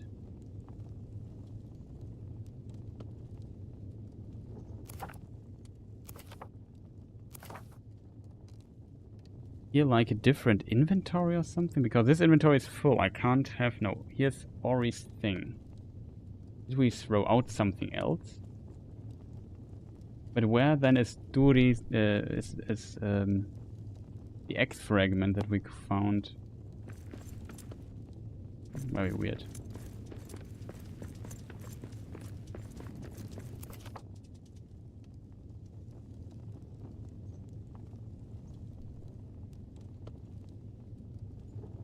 Let us see. What symbol could we take? Is our home here somewhere?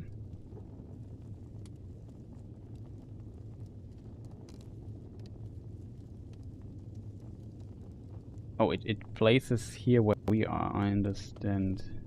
How can I remove it?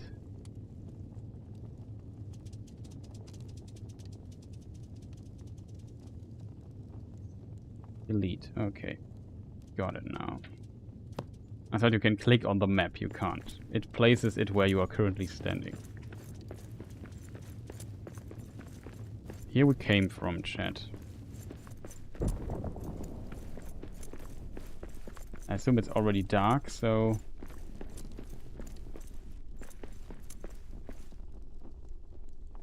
Dwarf remains.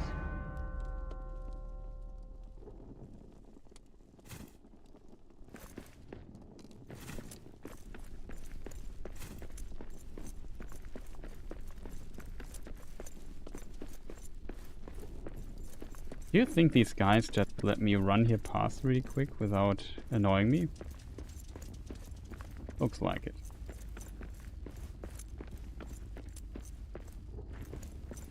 At least we have quite a few of iron now. We can maybe craft ourselves another sword. Now all I have to do is find the way back. According to the map, we have to go here.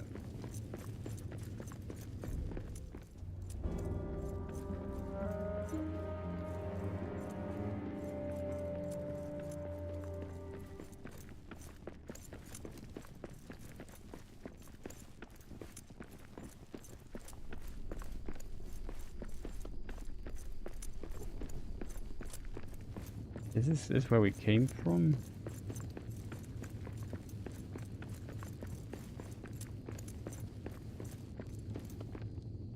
This is, I think, a different path.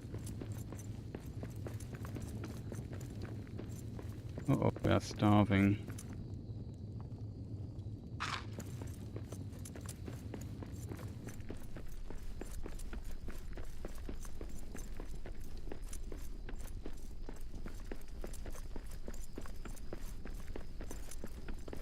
Try the tab button. Oh, the tab button. Thank you for that. That's very helpful.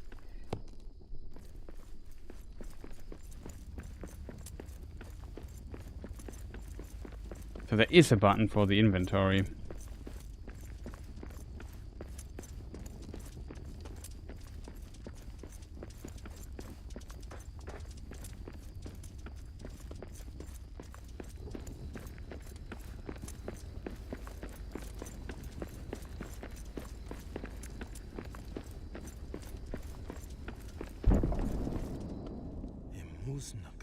To a family of old.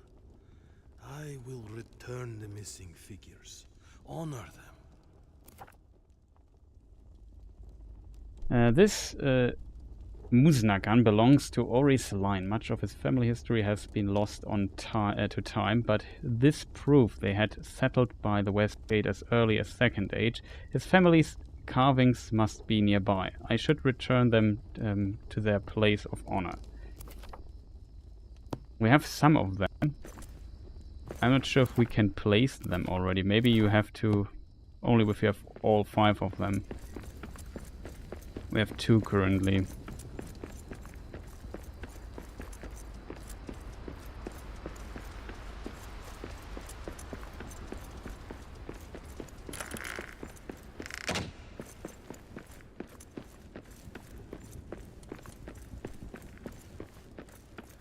Okay, we should definitely put here something to eat.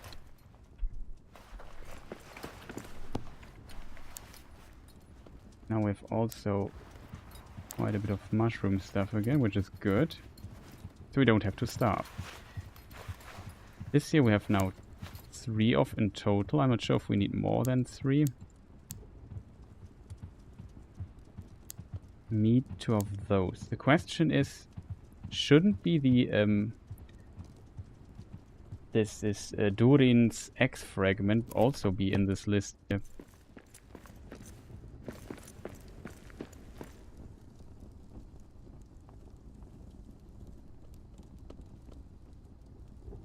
Come on. The dwarf is hungry.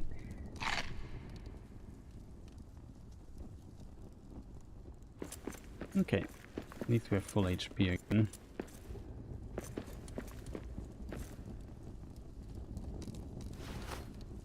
Ah, they also want me to craft a shield. That makes actually sense, now that I think about it.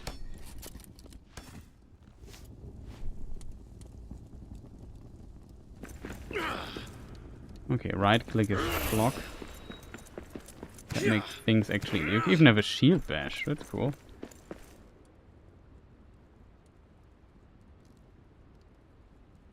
Yeah, the timeline is, or the point in time is we are after the fall of Sauron in the Fourth Age.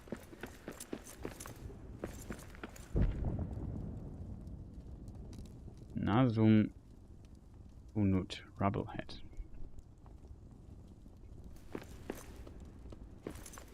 Now we are hungry again, chat. Since we have now quite a bit of mushroom stuff, I would maybe make this here because it needs only 2 mushrooms.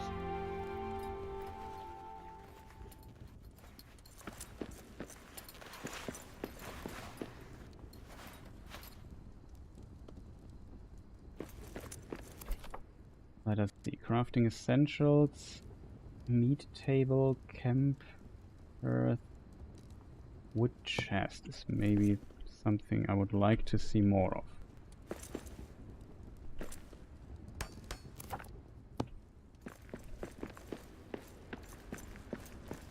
A bit dark here, so maybe we should also add another wall torch to the wall.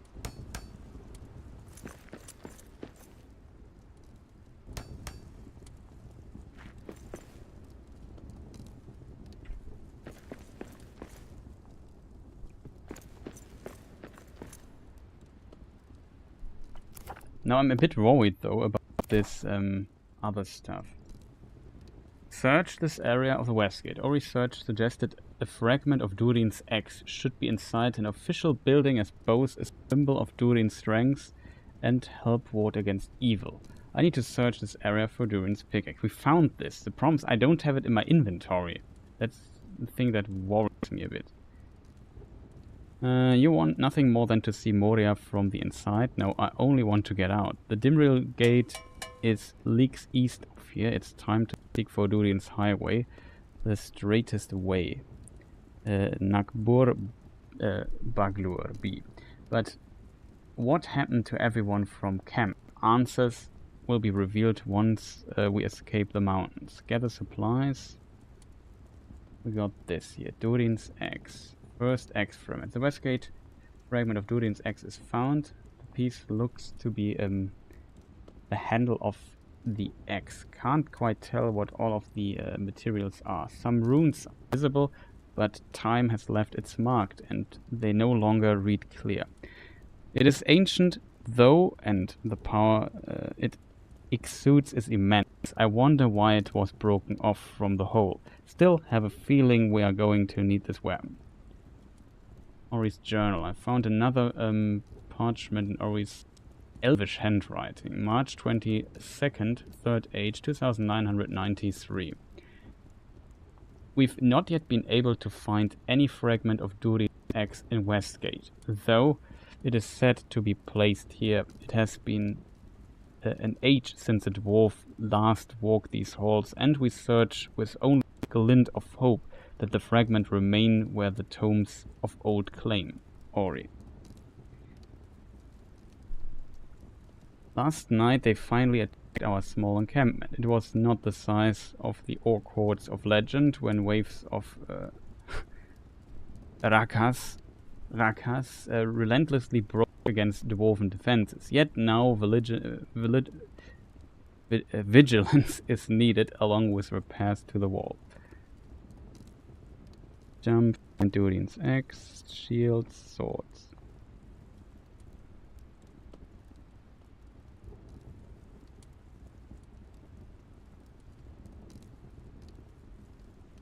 But the only thing I'm currently wondering, or definitely wondering, is this X thing.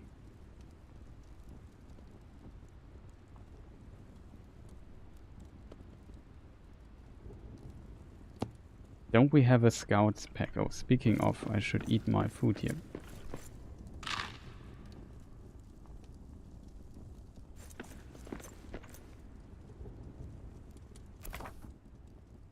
This is also a scout's pack, so I can recraft this. Maybe when you die you lose it, so you can craft a new one. I assume that's maybe how it works.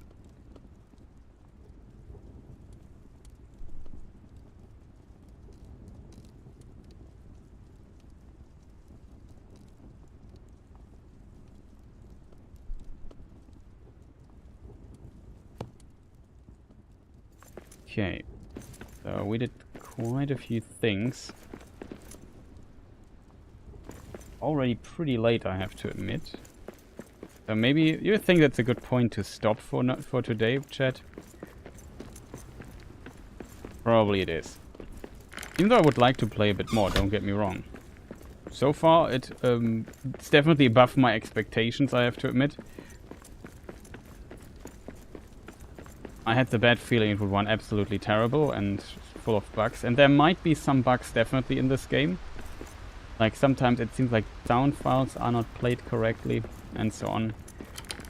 Like sometimes you hear the wolves howling, sometimes they don't howl and little stuff like this, but it's not too game breaking and maybe can be fixed in a patch or two. So I would definitely wait a patch if you have time. Asking yourself, is it maybe worth your time? So far, it's fun. Curious where this might go. I mean, I could have gone to the highway. Maybe we should go to the highway, chat. Yeah, let's do this really quick. Now we have our shield equipped. I can even shield bash these dudes here. Should maybe craft a new sword, if I'm honest.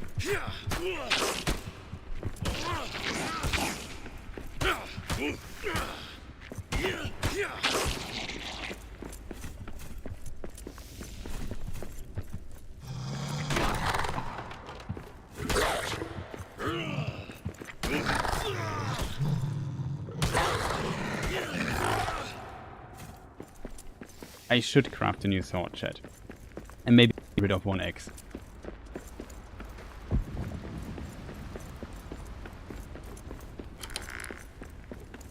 I'm not sure where we find then the other thing. Then I call it, I think, the best offer I can currently make here.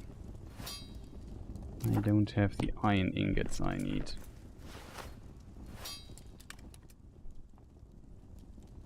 Make 3 of those. Maybe I should actually put... I always need iron ingots. I should just craft everything here.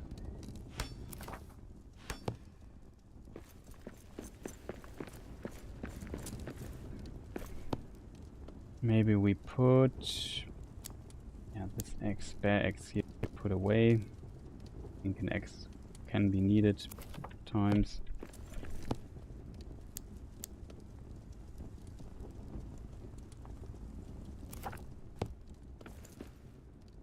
Can make a torch on the fly for sure. We have 1 ingot. Just need 2 more and then we do the stuff, right, chat? But yeah, I have to admit, so far I kind of like it. It seems like they definitely put in some effort into this.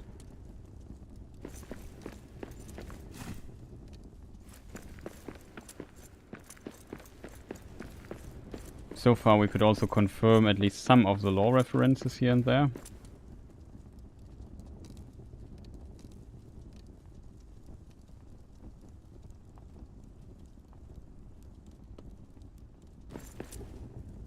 Gone. And we have to wait for the sword. Yeah, the waiting for stuff to craft is always a thing in these games. But this here goes instantly at least. So now we have a spare sword. Maybe good. And while I'm here, I could just add more ingots to the queue.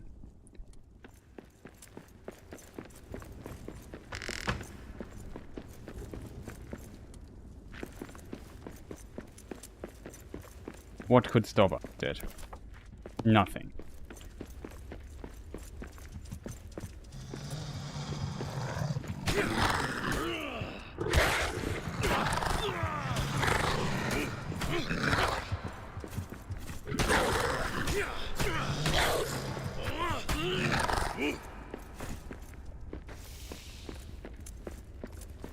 So my question is, I have to go into this direction.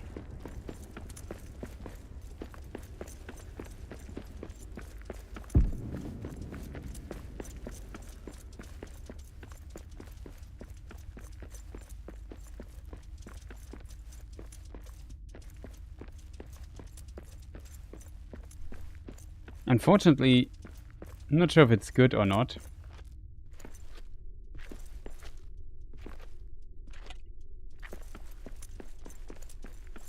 Wasn't there also a crouch button? Oh, it's actually on Z, it's not on Y. I thought it was on Y. You can also sneak, maybe? Where's our symbol? Here it is. Go into this direction. Get to Durin's Highway. That's part of our main quest, so let's check this out here.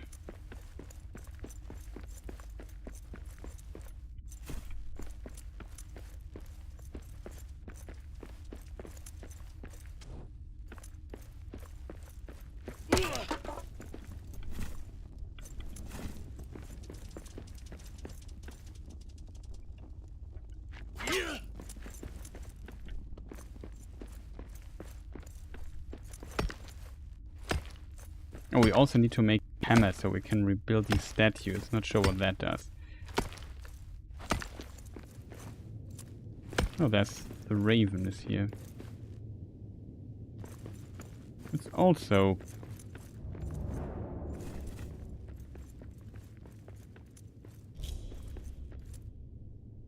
These shadow vents are almost as bad as those cursed runes. Evil curses. Evil. Highway blocked. Must find another way east. Maybe we can get into the old mines and find a way back onto Durin's Highway from there. Mines are close. Dig through. Find where to dig through. All right. I will find the right spot to dig a shortcut to the mines. I will see you soon, friend. In the mines. Okay. Okay, he just goes through the wall.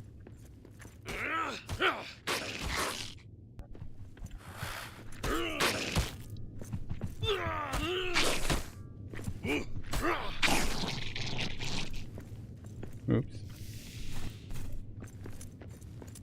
This shadow, just like the cursed door, but it's billowing up from below. Not good. So yeah, this path is also closed. We have to explore this then another time.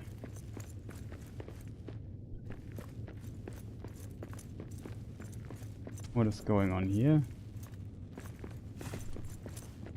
Withered's mark. Oh, that is cool. Shadows in Moria. These runes are the marking of the withered Tharkun, that is the dwarvish name for Gandalf. Here is what is written. Evil shadow plagues this area. A withered searches for Throwing Gandalf.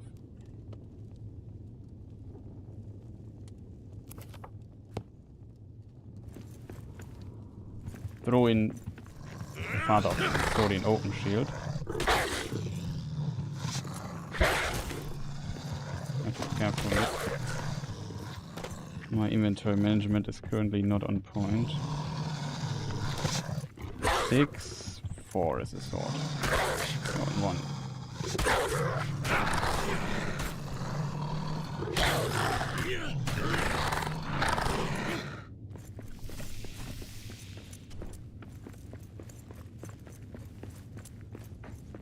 Okay.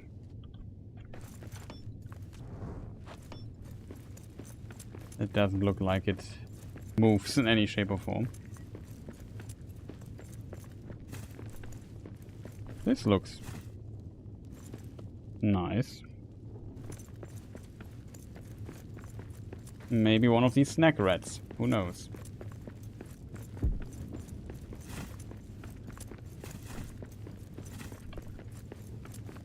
Okay, so let's go back to our home.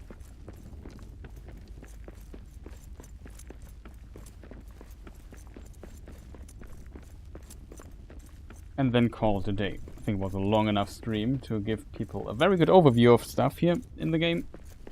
And maybe decide if it's for them or not.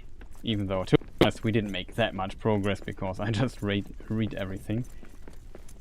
But that's, I guess, part of the fun. Is here the right door, chat? Looks familiar, at least. No, it looks... So we go in our bed. And then I'm not sure how the saving in this game here works. I assume it just always saves.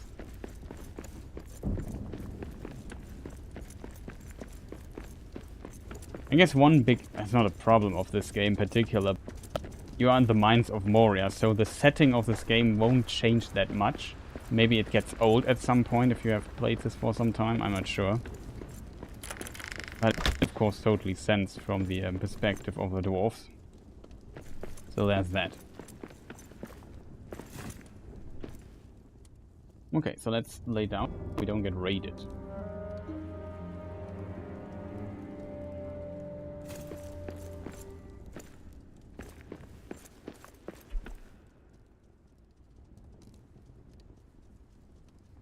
So what happens? I'm not sure how the saving here works.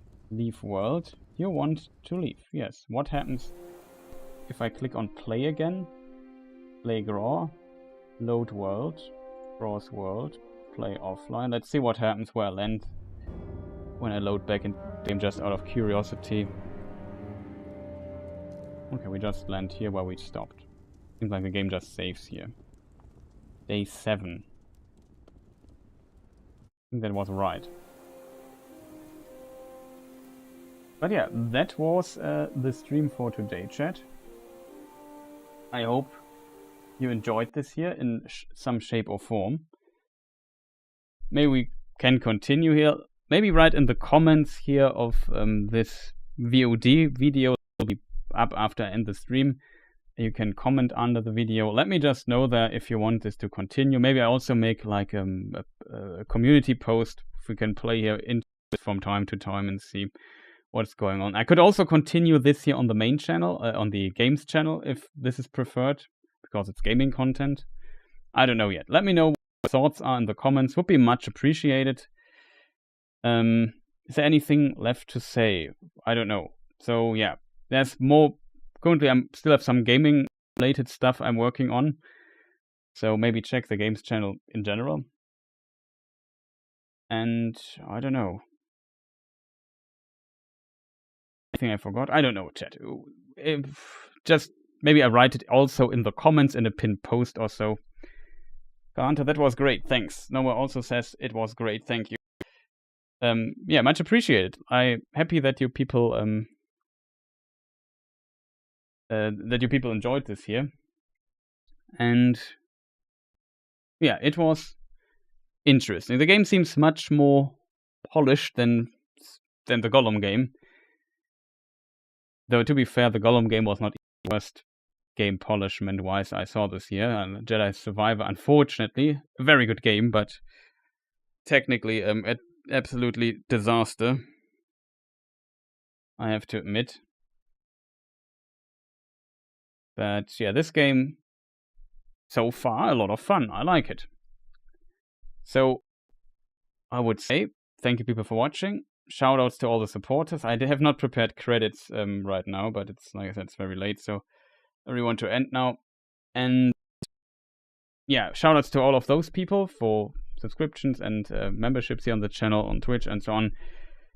Much, much appreciated. Also, all the people pressing the like button, leaving comments, and so on. Really much appreciated. There will be more Lord of Rings content here. I'm also planning a lore Q&A stream in this week. So maybe there's stream with more classic stuff where people can ask Tolkien lore questions again. I know that some people enjoy these streams a lot, so I want to provide another one, and then I work on the next episode, or maybe the last episode of Who is Elrond, and then make the 9-hour version out of that. That is currently the plan for content here on this particular channel. More stuff on the games channel, as said. Some Twitch streams here and there. If you are into gaming, maybe check that out as well. Again, thank you people for watching, and see you next time. Goodbye.